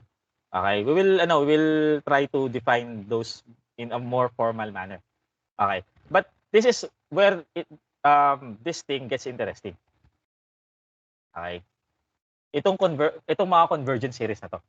For example, in the case of an infinite geometric series, this may turn out to be, okay, this one may turn out to be a divergent series or a convergent series depending on the value of r. Okay? You might have been able to study this sa high school. That if you have an infinite number of terms, okay, and then you have this as the sum of that infinite series. Meron kayong condition sa R. Okay? That is when you have your R, or when you have the absolute value of R, okay, between 0 and 1, then this would exist. Okay? Yun yung sinasabi nyo sa high school. For you to be able to use this formula, you need to satisfy this inequality first. That is, your R should be within this range. Okay? Naalala ba to? Or were you able to study this ba?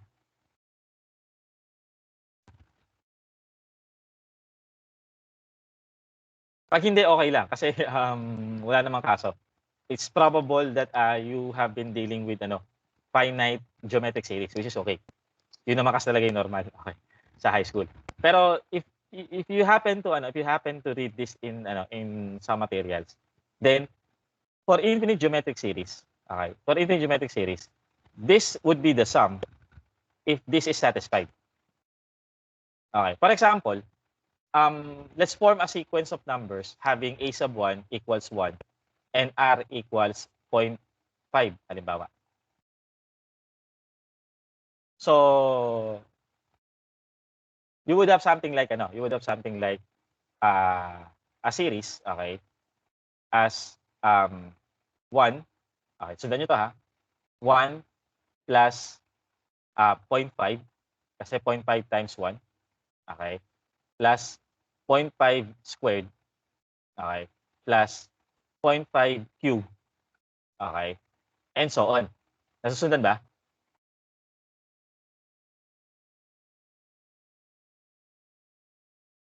Sir, ganyan din po ba, sir, yung sa golden ratio? Medyo iba pa yung golden ratio. You would be studying what we call Fibonacci sequence for that. So medyo iba pa yun. Medyo iba pa yung konsepto na. Unfortunately, hindi ko siya masa-segue papunta dun eh. So this might be a different discussion from here. So baka sa future discussion natin mapag-usapan natin to. Because that also covers some interesting artifacts. Okay. Ayan, may masasabi na naman akong malayo na naman sa topic natin. Okay, so balikan ko muna to. Okay, so again, this is an infinite geometric series with a sub 1 equals 1 and r equals 0.5. Okay, now you would be able to find the sum of this. Okay, since your r, okay, or the absolute value of r is between 0 and 1. Okay, is between 0 and 1. So mahanap niyo yung sum niyan as 1 over 1 minus 0.5, okay, which evaluates to 2. Tama ba?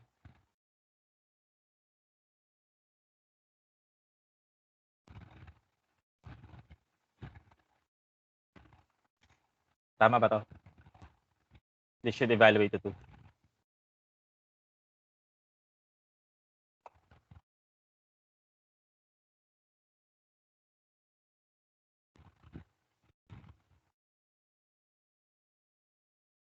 Okay. Now, pwede niyo i-verify yan ng numerical calculations. Okay. Pwede nating i-verify yan ng numerical calculations. Pero habang hinihintay niyo yung program ko para ma-evaluate natin siya using numerical calculations. May I just say that ito yung formal na ginagamit nating term. Okay?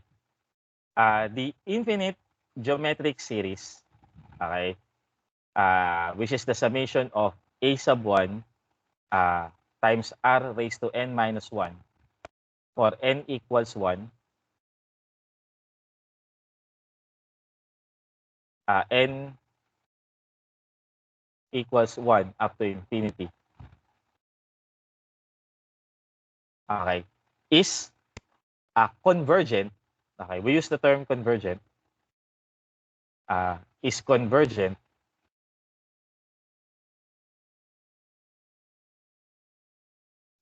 okay, if and only if Yun yung ibig sabihin ng IFF sa mga sa mga mathematical literature nyo. Okay? If and only if. IFF yung ginagamit ng shortcut doon. Okay? Is convergent if and only if your R or the absolute value of R is between 0 and 1. Okay? And remember that when an infinite series, okay, is convergent, it has a sum. Meron siyang finite sum. And for this particular case, that finite sum is A sub 1 over R1 minus R. Okay? Naintindihan ba 'yon? Yung assertion na 'yan?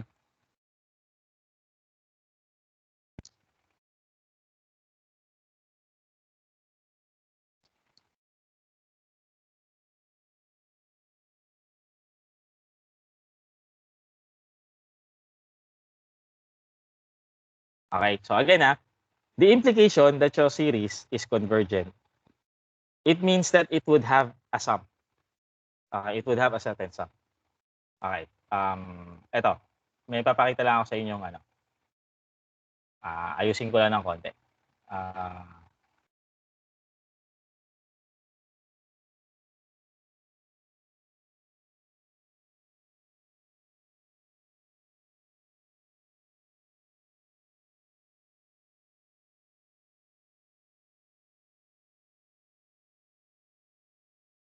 Sandali lang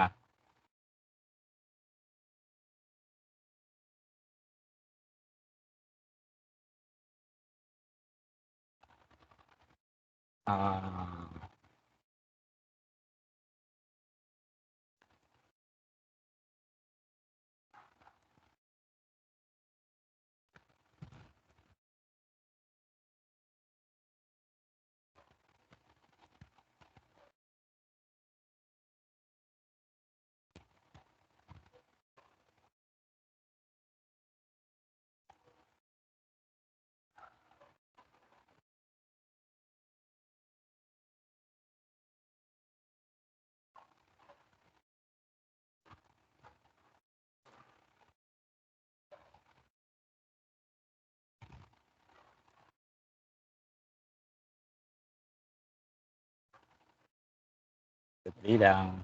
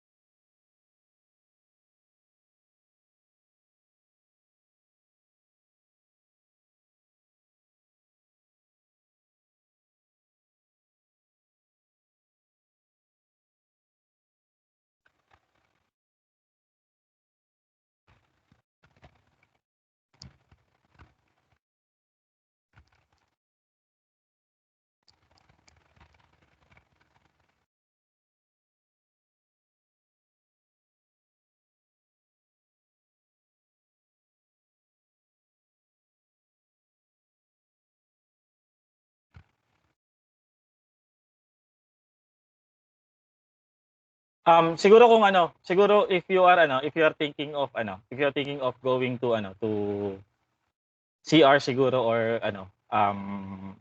mag-ano kayo, gusto niyo konting mag-break, okay? Now is baka the perfect time to do this. Habang inaayos ko lang yung script para para maipakita ko sa inyo, okay? And then para magkaroon din kayo ng so that you might have an idea of how this program or how these scripts can be written out. Okay?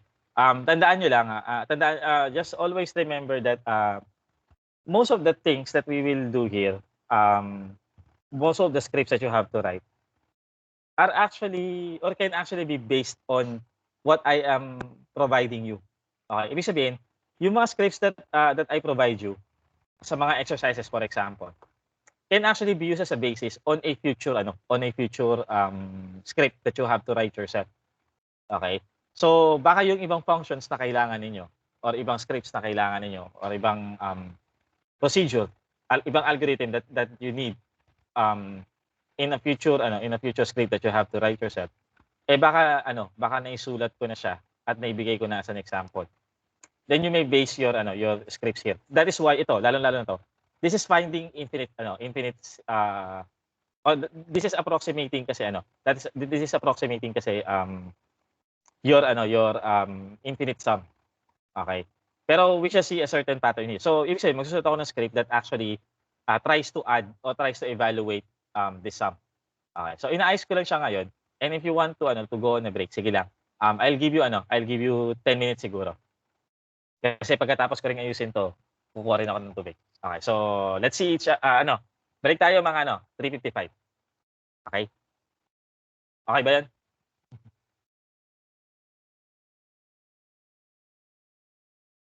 Okay. So, sige. Mag-off lang ako ng cam kasi baka makita niyo yung outfit of the day ko. Sige.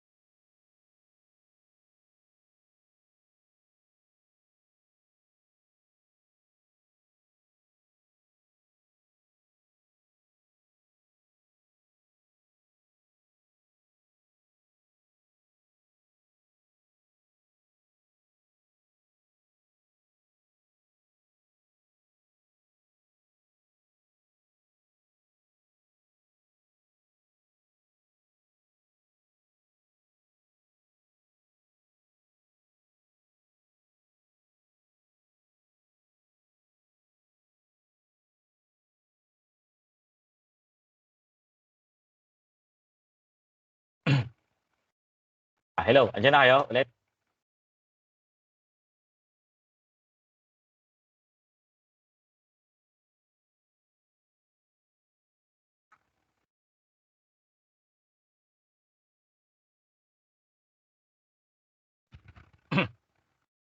Okay, so ano ito ang gusto ko, ito yung ito again continuing with what we have discussed so far. What I would want to verify is if this indeed if this indeed is true. Okay, so that is is the sum, is the sum that we are looking for when we add these terms is actually equal to 2. Okay, but this is what you have to remember. Okay. Number 1, we are adding infinite series here. Okay. The premise is that we are to add infinite number of terms. Okay. So, ang i-add natin is ito, yung ito, consisting of infinite number of terms. Okay. Naintindihan yun?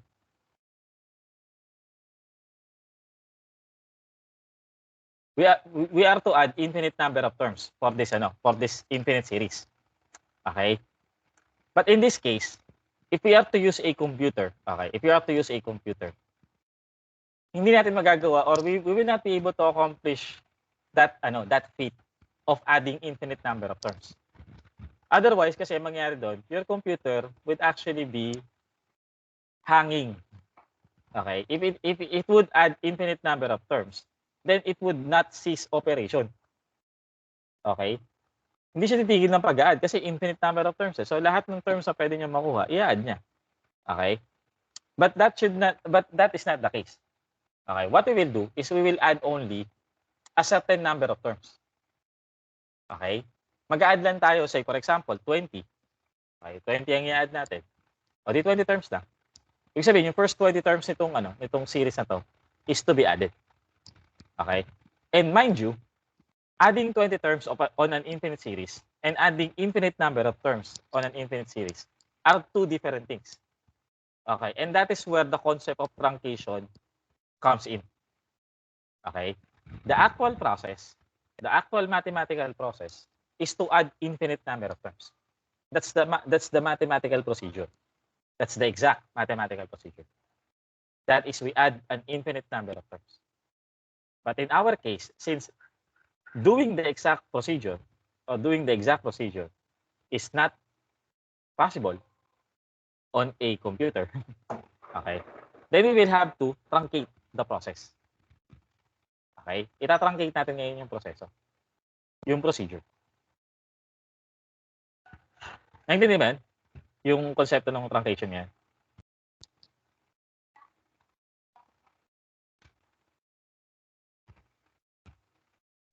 Okay? Again, the exact mathematical procedure here is to add infinite number of terms.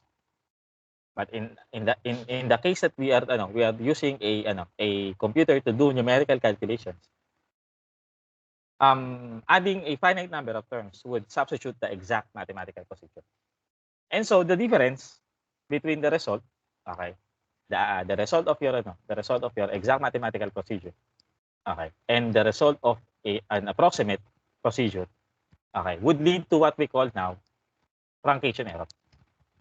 Okay, yun yung tinatawag natin yung truncation error. Since you did not perform the exact mathematical procedure, but you have approximated it with another procedure.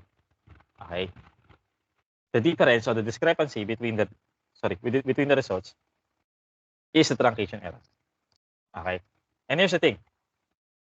So kung ito pa pala, last pala. What we will be doing is this. We will take partial sums. Okay, you have to know the concept of partial sums. Okay, ano yung partial sums? We take the sum of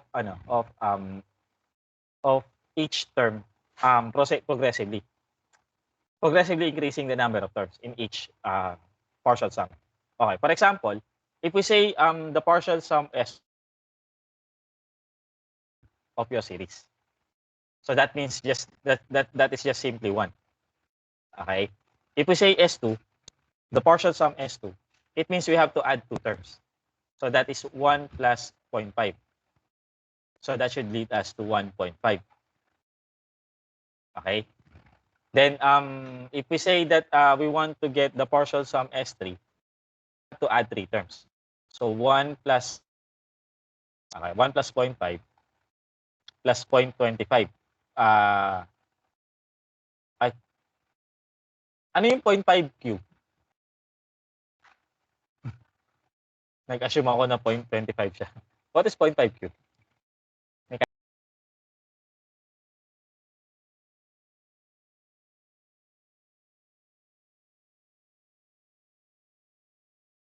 Um, 0.5 raised to 3.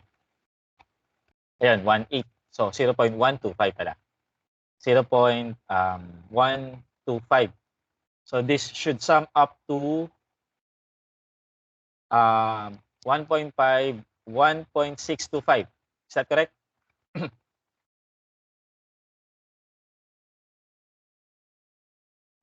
Okay. So, we will do that. Okay, we will do that. And then, in the end, we will be able to form a sequence of partial sums. Okay. If you actually write yung sequence S1, okay, sequence S1, S2, S3, S4, and so on. This is what we call now the sequence of partial sums. Okay? Now, in theory, what happens is that if we can actually take the limit of this partial sum, okay?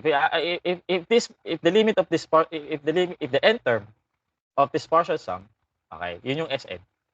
If the end term of this partial sum sequence approaches a certain value, let's say L, as the number of terms is increased, approaching infinity, okay. If the limit of this partial sum approaches a certain number, a certain finite number, okay, then we say that your series, the series representing these partial sums, okay, converges, and the sum of the series, okay, and the sum of the series is actually equal to L. Okay, yan yung theory natin. Okay? About the sum of about series. Okay? Again, we first form partial sums, a sequence of partial sums. We call this a sequence of partial sums. Okay? And if we take the nth term, okay, kung makikita natin na yung partial sum natin nag-a-approach ng certain limit as we increase n, then we will say that and that number or that limit is L. Okay. We will say that that the series would converge. Okay, the series converges and that the sum is actually equal to L. Okay? Maliwanag 'yun?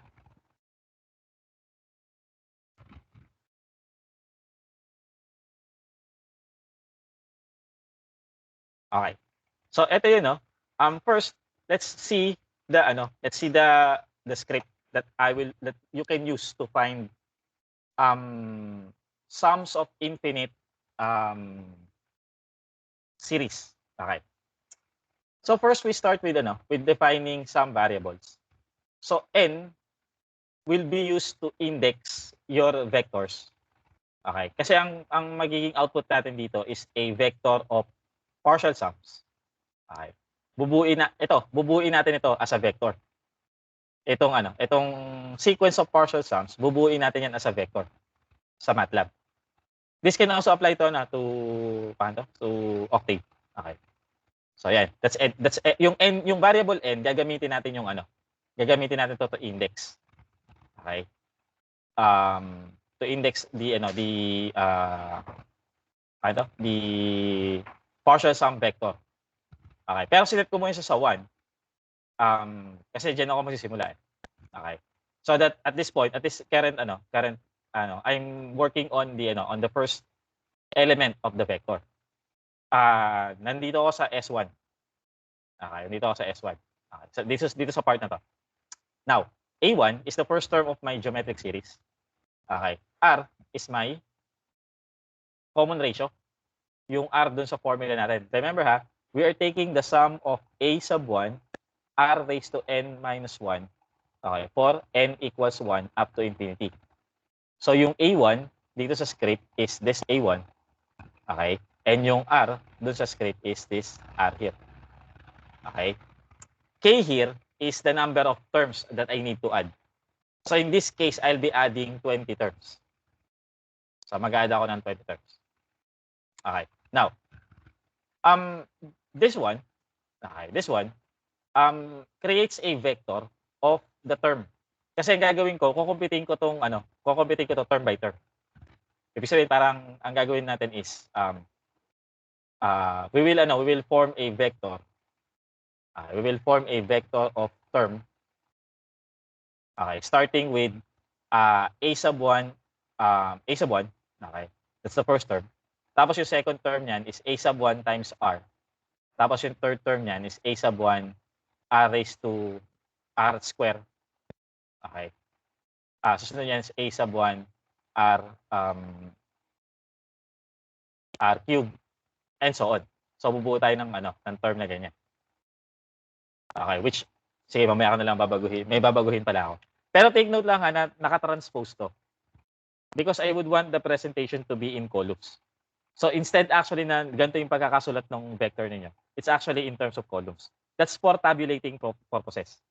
Okay. Mind you, sa mga numerical methods na gagawin natin in a later part, okay, when you report your results, you'll be asked to tabulate your results. So dito sa bibigay ko sa inyong dito sa dinidiscuss kong script, I'll be presenting one method. Okay, I'll be presenting one method in which you can use to tabulate your results. Okay? So ayan. So for tabulation results, naka-transpose yan para yung presentation nung mamaya is naka-transpose siya. Naka-column siya. Okay. So ayun. Mamaya makita niyo. Then S here is the sequence of partial sum. So this S holds the partial sum sequence. Okay. So here, by the way, nag-define pala ako ng vector. Okay.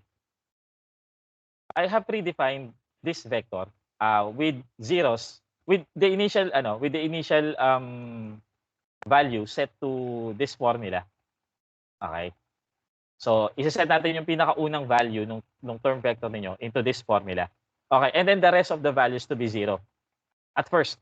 Okay. Para lang mabuo ko yung vector term ko. Okay. Why do I need to do that?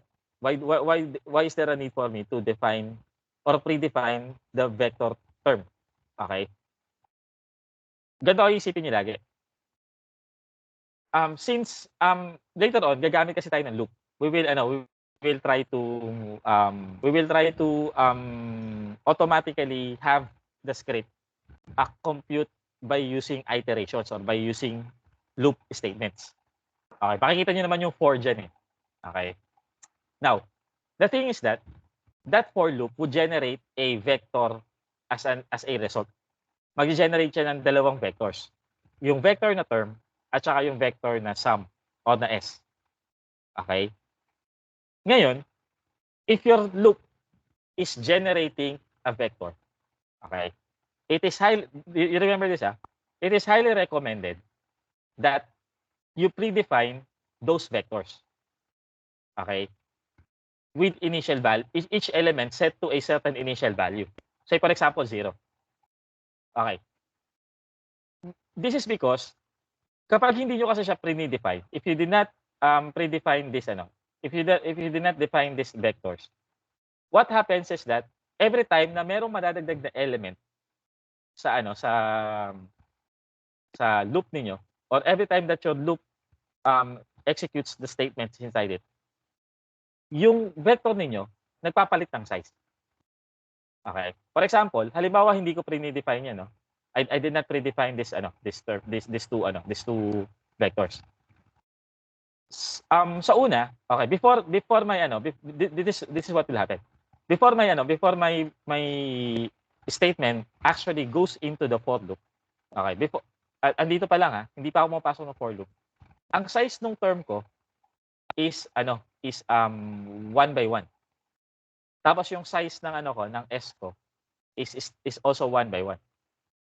Bago ako pumasok ng loop, Okay.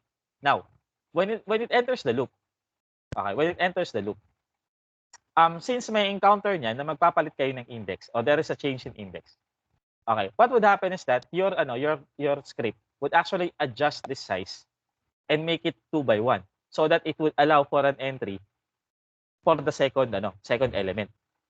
So same thing with S. Okay. Magiging ipapalitan niya rin yung size ng 2 by 1. Okay, and then as your loop progresses. Okay, say for example, your term has 20 needs to have 20 elements because you need 20 partial sums. Okay. At the end, magkakaroon niya ng size na 20 by 1 or 21 by 1. Kung ano man yung tama dyan. Okay. Pero my point being is this. As your loop executes, your vectors changes its size. Okay? Nagpapalit siya ng size every time na naglo-loop kayo. Okay. Naintindihan ba yan? Yung pinapoint ko?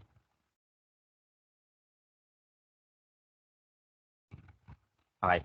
So again, as your loop executes, your vectors changes its size. And that is one practice that you need to avoid if possible. Huwag niyo hahayaan na yung loop ninyo ang nagpapalit ng size ng vector ninyo. Don't allow your loops, okay, to dynamically change the size of your vector or of your array because it can cause your script or it can cause your computer to slow down. Okay? Ang nangyayari kasi dyan is that ito kasing bawat element na yan actually pertains to a memory location. Okay? Ngayon, if your computer is pre-allocated or has pre-allocated your vector with a certain space in its memory dahil nag-pre-allocate kayo. Tawag dito pre-allocation. Okay? Dahil nag-pre-allocate kayo ng vector for the vector term at vector sum. Alam na kagad ng computer niyo kung saan niya ilalagay yung mga values. Okay? Your computer would be able to pinpoint where to put all those values. Exact. Okay? As opposed to dynamically changing your size. Okay? Every time na magkakaroon or every time na magpapalit ng size yung inyong vector, your computer would need to first locate where to put the values. Kasi wala pa siyang lugar eh. Bigla niyo na lang siyang in-inform, ay meron pala akong ilalagay pa pala sa vector ko. So pakilagay naman. So gagawin ng computer niyo, hahanapan pa niya ng space yan before it actually places the value. Okay? Now, hindi masyadong pansin yun kung maikli lang naman yung program niyo. Pero for large programs, that would be a very tedious process para sa sa computer niyo. It would take up a lot of CPU computing power. Okay? So that is why if possible. Hindi ko naman sinasabi na lagi, pero if possible. If you know the final size, okay? If you know the final size of your vectors, okay? That would hold the values to your then mag-pre-allocate na kayo. Okay? These two lines here, this and this pre-allocates the vectors term at saka S. Okay? And later on kasi, yan din yung titingnan ko sa mga results. Yung dalawang yan. Okay? Now, paano ko nalaman yung size nung vector ko? Because gumamit ako ng for loop. When you are using for loops, alam nyo kung ilang beses tatakbo yung loop niyo. You have an idea. Kaya kayo gagamit ng for loop it's because you know how many times your loop would run or would execute.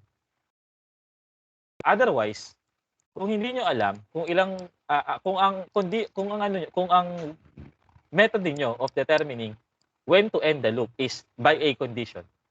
Then you'll use a while loop. Gagamit kayo ng while loop para doon.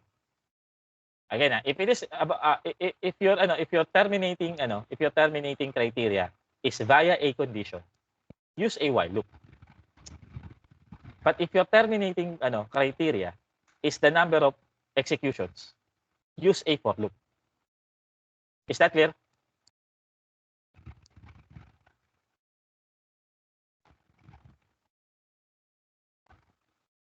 Okay, so yun yung pagkakaiba ha. Okay. Next. Now, I form another vector here. Pero ito for ano lang to? For presentation purposes lang. Sa table kasi gusto kong magkaroon ng numbering yung iteration ko. Okay, yung halimbawa, ito yung yung first iteration ko, first execution of the loop.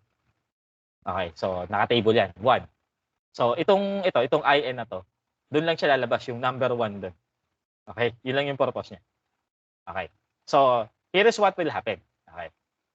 So, now, dito sa pre-allocation ko kasi, I also have specified yung initial values nila as the first element. Okay. For example, again, yung term dito, okay. If you want to verify this, the formula there is A1 times R raised to n minus 1. At this point, ang value ng n nyo ay 1. So that becomes, this is 0.5, tapos raised to, again, this is 1, times 0.5, raised to 1 minus 1. So that's R raised to 0, or 0.5 raised to 0. So basically, this number is 1. And in fact, hindi ko na dapat, pwede ko naman i-solution na 1, kasi na-compute ko naman na siya na 1. Pero nilagay ko na din, nevertheless. Okay. Pero the rest of your elements are zeros. Okay, so puro 0 yan. So para magsisimula kayo sa sa 1, 0, 0, 0, 0, 0, 0, 0, 0, and so on. Ganun din sa sum. Yung sum nyo naman kasi, magsisimula siya sa term 1. Again, I index this vector with 1. So it pertains to the first element of this vector. Yun yung ibig sabihin ng term 1 dito. So kung ano yung value ano yung magiging resulting value nito, yung first element ng term would actually be this value. 1 nga ito, so 1 din ito. So lalabas yan, 1 din yan. So this is term tas Sn. And 0, 0, 0, 0, 0, 0, and so on. Okay? Now, ang role ng K dyan, itong role ng K, is for me to be able to adjust kung ilang beses ko patatakbuhin yung loop ko. And at the same time, gaano kahaba yung term vector ko and yung S vector ko. Kasi mamaya ganito, gagawin natin dyan is that for now we will add 20 terms. Pero I'd let you see what if mag-add tayo ng 100 terms or what if 1,000 terms yung i-add natin. Ano yung mga magbabago? So that helps me figure out and that helps me analyze kasi na-adjust ko kung ilang terms yung pwede kong i-add. Okay, maliwanag ba? Bago ako pumasok ng loop.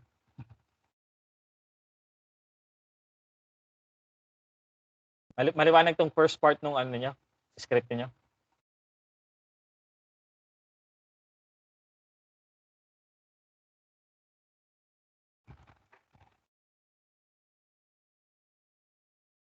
Okay, so isa na lang ang sumasagot sa akin ngayon.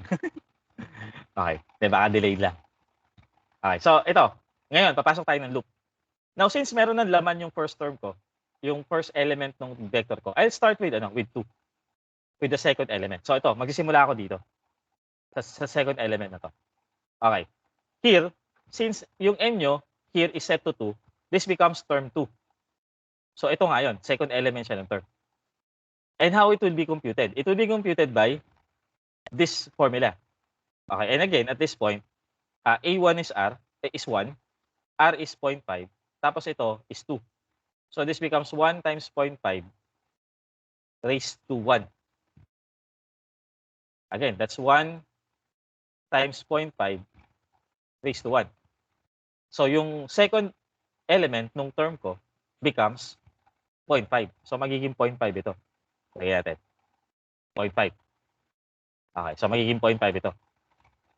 Okay, and again, since pre-allocated na siya, ang gagawin lang niya, yung 0 dito, okay, yung isa sa mga 0 na dyan, okay, Papalitan niya lang yun ng value na 0.5. That becomes 0.5 now. Okay? And then, the next after that is that it would now compute S2. S2 is the second element of the vector S. So, paano niya kukumputin yung S2? This is n minus 1. N minus 1, since n is 2, so 2 minus 1, this becomes 1. Okay? So, S1 ito. So, ano yung S1? S1 is the first element of the vector S. In this case, that is 1. So, gagawin niya. Yung 1 na to, yung first element ng Sn, i-add niya dun sa bagong term na na-compute niya dito. Which in this case, nakuha natin as 0.5. So, i-add niya, basically, this one adds this one, and this one. And puts the result in S2. Lalagay niyo yung result dito. So, i-add mo to, 1 plus 0.5, magiging 0.5 yan, 1.5 yan. Okay? Naintindihan? Yung pagtakbo ng script.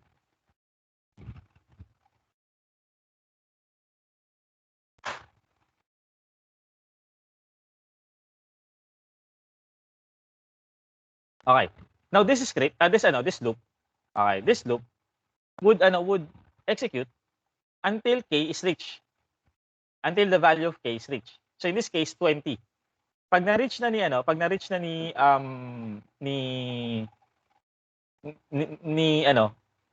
nito, yung ninyo. Okay. And remember the difference between the for loop of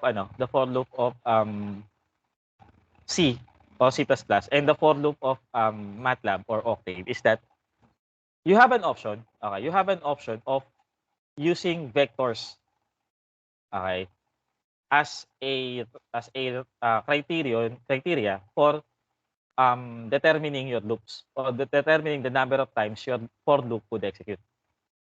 Okay. Sa kasi sa C, ang kailangan nyo i-specify doon is the condition or the number that that a variable would reach. Okay? But then you have to update the value of that variable. Kaya nga sa C, meron kayong syntax doon na parang something like for I equals sabi natin 20 I equals 0 pala. Magsisimula siya I equals 0. Initialization first or 1. In this case 2 n equals 2. That means that's the initial value of my n. Okay? Then n equals 20. The condition in which n needs to fulfill, okay, so that the for loop would terminate. Okay? And then n plus plus. That means you update n. Okay? At every execution of the loop until this condition is reached. So, meron kayong kailangan gawin ganon sa C. Okay? Sa MATLAB at saka sa Octave, there's no need for that. Okay? Ang kailangan nyo lang is to define a vector. Okay? So, that the for loop would actually execute the statements under the for loop, and then it would move to the next element of the vector. Okay, remember na ito, yung 2 colon k, it means you are creating a vector of starting from 2. Okay, you are creating a vector starting from 2 to 3 to 4 to 5, 6. Yan yung ibig sabihin ng 2 colon k .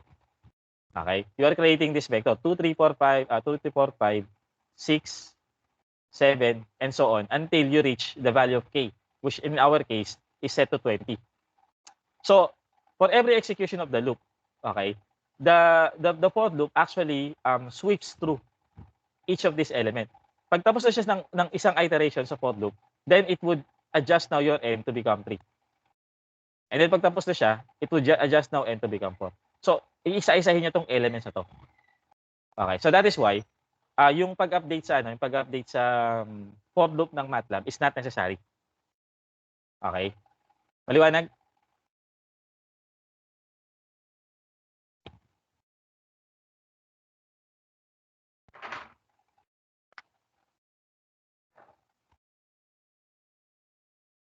Okay. Now, these are the things that that you need now to in order for you to report on the results. This displays the partial sum, the last partial sum, okay, into your command window. Okay. This produces a plot of partial sums. Okay. And this line, this part of the code, produces a CSV file, comma separated value file. Value file na 'yon, ang extension niya .csv. Okay? It creates a CSV file which tabulates your your results. Okay. Mamaya papakita ko sa inyo yung table, yung results ng table na 'yon. And I'd let you figure out, okay? I'd let you figure out kung kung paanong itong mga lines na to led to that table. Okay? Pero may iibahin lang ako dito.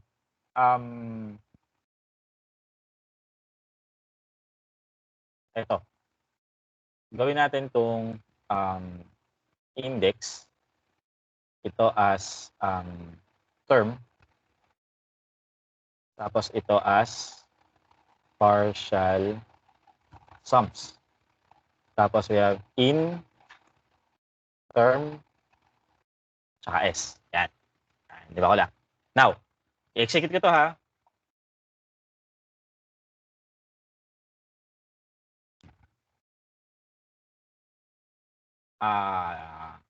Pero sadali lang. May ayos lang ako.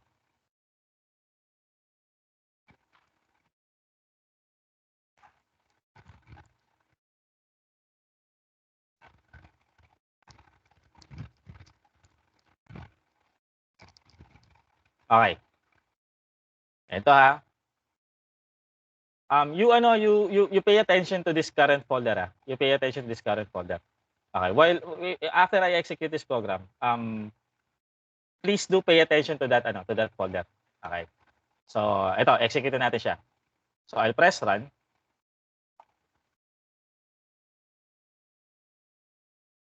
Okay. So, it seems nag-run naman siya kasi nawala na yung BC dito. There should be a BC indicator here. Okay? Since nawala na siya at nag-stop na rin siya mag-execute dito. So nag-execute naman successfully yung program ko o yung script ko. Now, here's the thing. What the script displays here, again, as I said here, ang i-display niya dito is the last partial sum na may re-record niya. And as you can see, that last partial sum is 1.999 something. Okay? Again, ang hinahanap nating infinite sum or actual sum is 2. We're looking for the actual sum of 2. Okay? But remember, this should be the result if we have employed an exact procedure. Okay? 2 should have been the expected result if exact mathematical procedure have been performed or has been performed to determine the sum of this infinite series. But that's not the case. Dahil MATLAB ang pinag-compute natin, or itong script na to, ang pinag-compute natin nung sum. And we only have added, in this case, we only have added 20 terms. Then, that's not the exact procedure. So therefore, the discrepancy between this, we call this the true value. Okay, the true value here is 2. True value was discussed in true value, true error, approximate error were discussed in activity 3. So, i-review niyo siya doon kapag nandun na kayo. So, true value dito is 2 because this employs the exact procedure. Okay? And this is an approximate value coming from an approximate procedure. The discrepancy between this 2 and this, okay, is now what we call the true error. Tawag sa kanya true error, okay, because the basis is the true value. Again, do sa activity 3, I have a part of discussion there where I would say that most of the time, we don't know what the true value is. Or we don't have an idea of what the true value is. Kasi kung alam naman natin pala yung true value, ano pang point na nagsosolve tayo ng problem? Alam na pala natin yung true value. Di ba? So, when you are working on problems in engineering, most of the time, you don't know the correct answer. Okay? The correct answer is somewhere out there. Pero you don't know that, you don't have an idea of what it is. Ang alam nyo lang is meron kayong gagamiting procedure in order for you to be able to come up with the value that you think is the correct value. Okay? So, ayun. So, this is the this is the sum after 20 terms. Okay. This is the plot of those partial sum. So, after, for example, the first partial sum is 1. Okay? The second partial sum is 1.5. The next partial sum is 1.75 and so on. Okay. Now, makikita niyo dyan that yung partial sum niyo is actually approaching the value of papunta siya ng 2. Nagde-level off siya papunta ng 2. Okay. Sandali lang Wait lang may sasagutin lang akong tawag.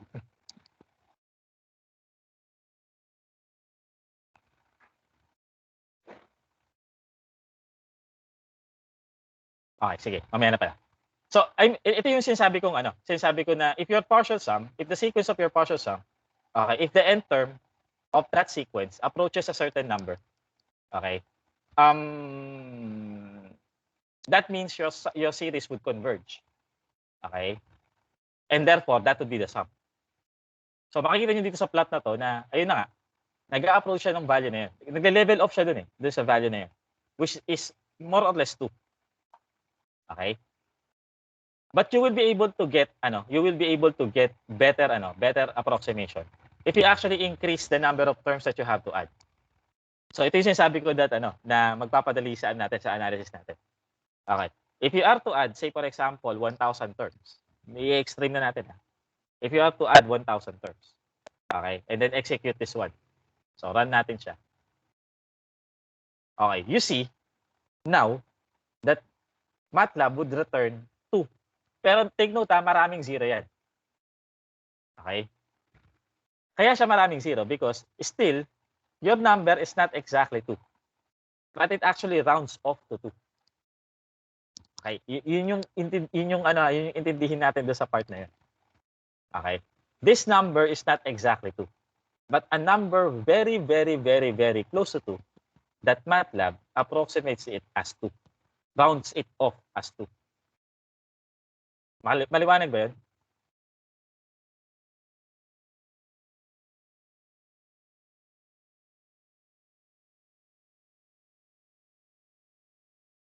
Here is what your plot would look like.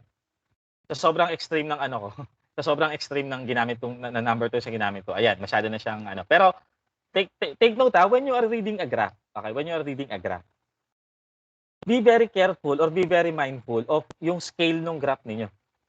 Okay, be very mindful. For example, tingnan niyo mabuti yung horizontal axis na to. Okay, malaki yan kumpara sa y-axis. Okay? So, baka sabihin nyo kasi, blue lang siya. Okay, blue lang siya. Kaya siya blue kasi yung mga data nyo, magkakalapit. Tapos, ang laki ng scale dito sa x-axis. Okay, sadali lang. Ito, sasagutin ko talaga yung tawag. Wait lang.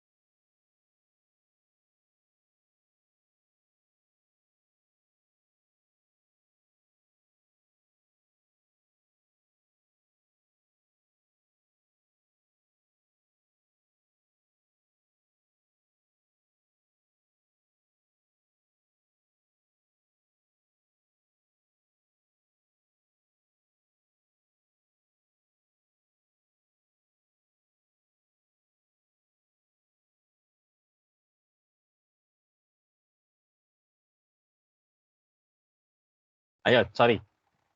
So ayun, as I was saying, magkakalapit lang masyado yung data nito. Okay? Pero nakita niyo naman yung graph kanina, di ba? Isa-isa siya. Kasi maliliit lang yung scale. Pero makikita niyo, may isa-isa niyo naman yung data na yan. Ayun, pwede niyo itutok yung mouse niyo diyan. Okay, so that you can see those data. By the way, this is something na na medyo advantageous ang MATLAB kaysa sa Octave. Sa MATLAB kasi, sa Octave kasi wala siyang data cursor. So you may not be able to inspect the data inside the Octave's graphics. Sa MATLAB kasi meron siyang data cursor which you can use to inspect data points. Okay. So you see that this is the resulting graph because marami kayong data points. Okay, pero again, kung ibabalik niyo yan sa kung ibabalik niyo yan sa 20. Say for example, instead of just 1,000, sabi natin 30 lang. Okay? So run natin siya. So, yun, makita niyo medyo hiwa-hiwalay siya because yung scale dito sa sa x-axis niyo is maliit lang. Pero if you actually have it 1,000 and then i-fit niyo lahat ng data points niyo, then magaganon siya talaga. Okay? Is this clear with everyone?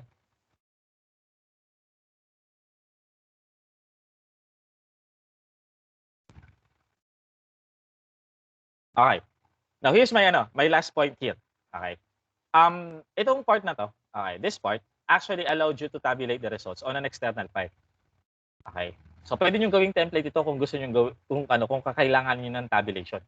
Okay. And that tabulation can actually be, sabi ko sa inyo, di ba, obserbahan niyo to. Makita niyo ngayon may bagong file diyan. CSV file. Pero that CSV file can be opened by Excel actually.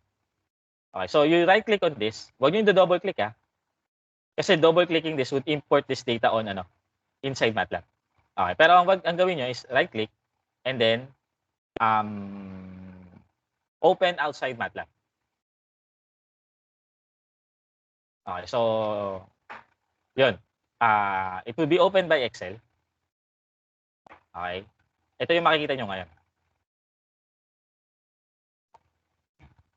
Okay. Click ko lang lahat then auto fit column width para makita niyo yung results. Okay.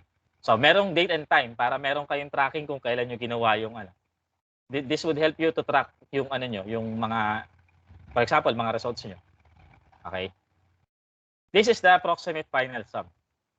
Again, I would like you to figure out paano naging ganito yung contents niya based dun sa code niya. This is something that I would leave it on your discretion on how to understand this part of the code and how to adjust it para magamit sa ibang purpose. Okay. Anyway, may isang example pa yata doon sa activity that use this tabulating script. Okay. So, makita niyo ngayon dito, meron kayong index. Ito yung sinasabi sa inyo IN. Na wala lang, counter lang siya. Okay, so 30. Okay. Yeah. Tapos, meron kayong term. Turn yung ko. Mali yung spelling ko dito. Yan, turn nga. Gawin natin term. Yan. Okay? And then meron kayong partial sums. So ito yung partial sums niya. What is being reported by MATLAB dito, what is being reported here is actually this one. This value. Okay? Meron ako isang extra row dito which should not appear sa mga reports nyo kung sakasakali. There is a way to remove that. Ano lang yan, may kinalaman lang yan dito sa sa mga ito. Probably I could set this as K-1 siguro. Baka sobra lang ako ng isang Or hindi yan. Baka tama yan. Baka ang kailangan kong bawasan yung sa for loop. Ito okay lang. Baka ganyan. Okay. Okay? So, ayun. Now, with the knowledge of that, okay, with the knowledge of this script, okay, and the knowledge of infinite series, I hope that you'd be able to work on activity 4. Okay? Buo naman yung discussion niyan para lang din tong reading material. Although you need to supplement this with some materials pa. Okay? In particular, use yung libro ni Chapra. Use Chapra. Ang reference ko dito bale is yung book ni Chapra. Numerical methods using MATLAB, something like that. Okay. And other numerical methods na book. Okay, which would discuss these topics. Okay, that would help you answer out some of the questions. Again, I would like this to be a self-discovery activity for you. Okay. And yung ibang parts that I feel that I need to discuss so that you have a jump start in this activity. I think that is all covered with the 3R discussion that we have already. Okay. And so, ayun. Any questions so far?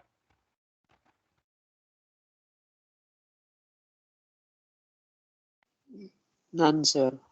Okay. Sige, good. Okay, before we dismiss, I would like to make an announcement.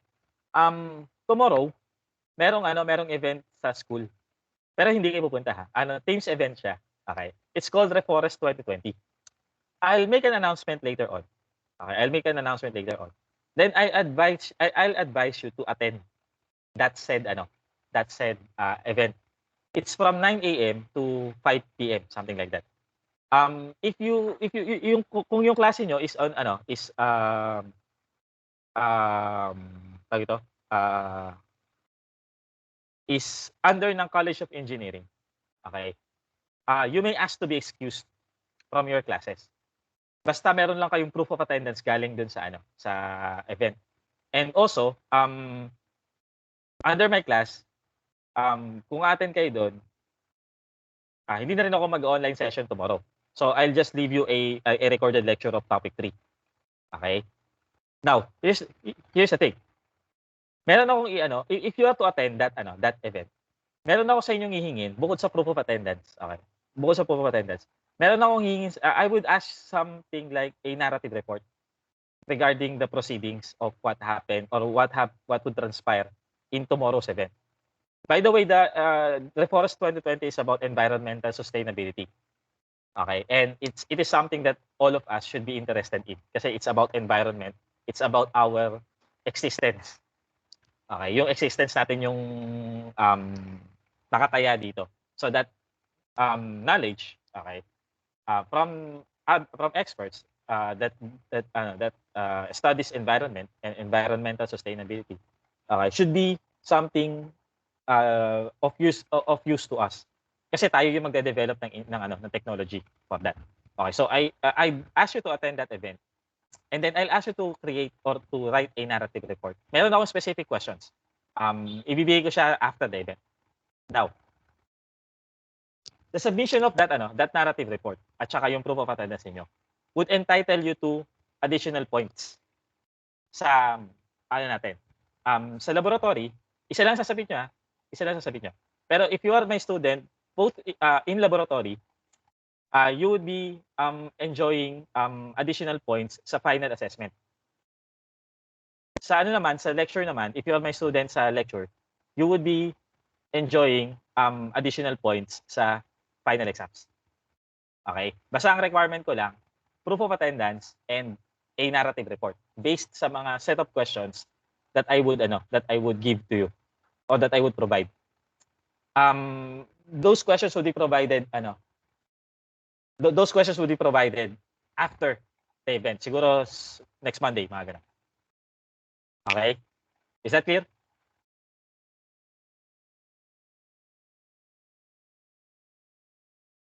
Okay. By the way, meron silang registration, meron siyang pre-registration form. Okay? I think in-announce nila 'yon sa Facebook page natin, sa Facebook page ng College of Engineering. Okay? Later on ipo-provide ko rin siya. Okay? And tomorrow I'll try to provide also yung link nung Teams meeting. Okay? So, ayun para bukas yun. Okay? Tomorrow na yun, January 29. Okay? So, may questions pa ba?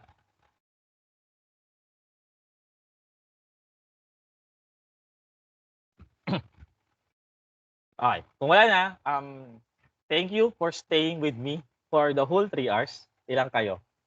Actually, kilala ko yung mga nagstay. At saka magkaka-record ako niyan kung sino yung nagstay talaga ng entire 3 hours. Okay. maganda na ang ano niyo sa akin. Maganda na ang impression ko sa inyo pagka ganyan. Pagka ganyan tayong ano. Okay. So, thank you for staying with me for the entire 3 hours. Okay. I hope that you'll be able to work on this activity 3 and activity 4. Pero pag may questions kayo, if you still have questions, ano lang kayo, tanong lang kayo. Okay. And then let's see how we could be able to discuss or resolve your concerns. May question ba, Miss Aguilar? Ask ka na kami. Mukhang wala naman. Sige, let's dismiss na. Salamat. Salamat po, sir. Okay. Thank you. Thank you po. Thank you po, sir. Thank you, sir. Tomorrow attend kayo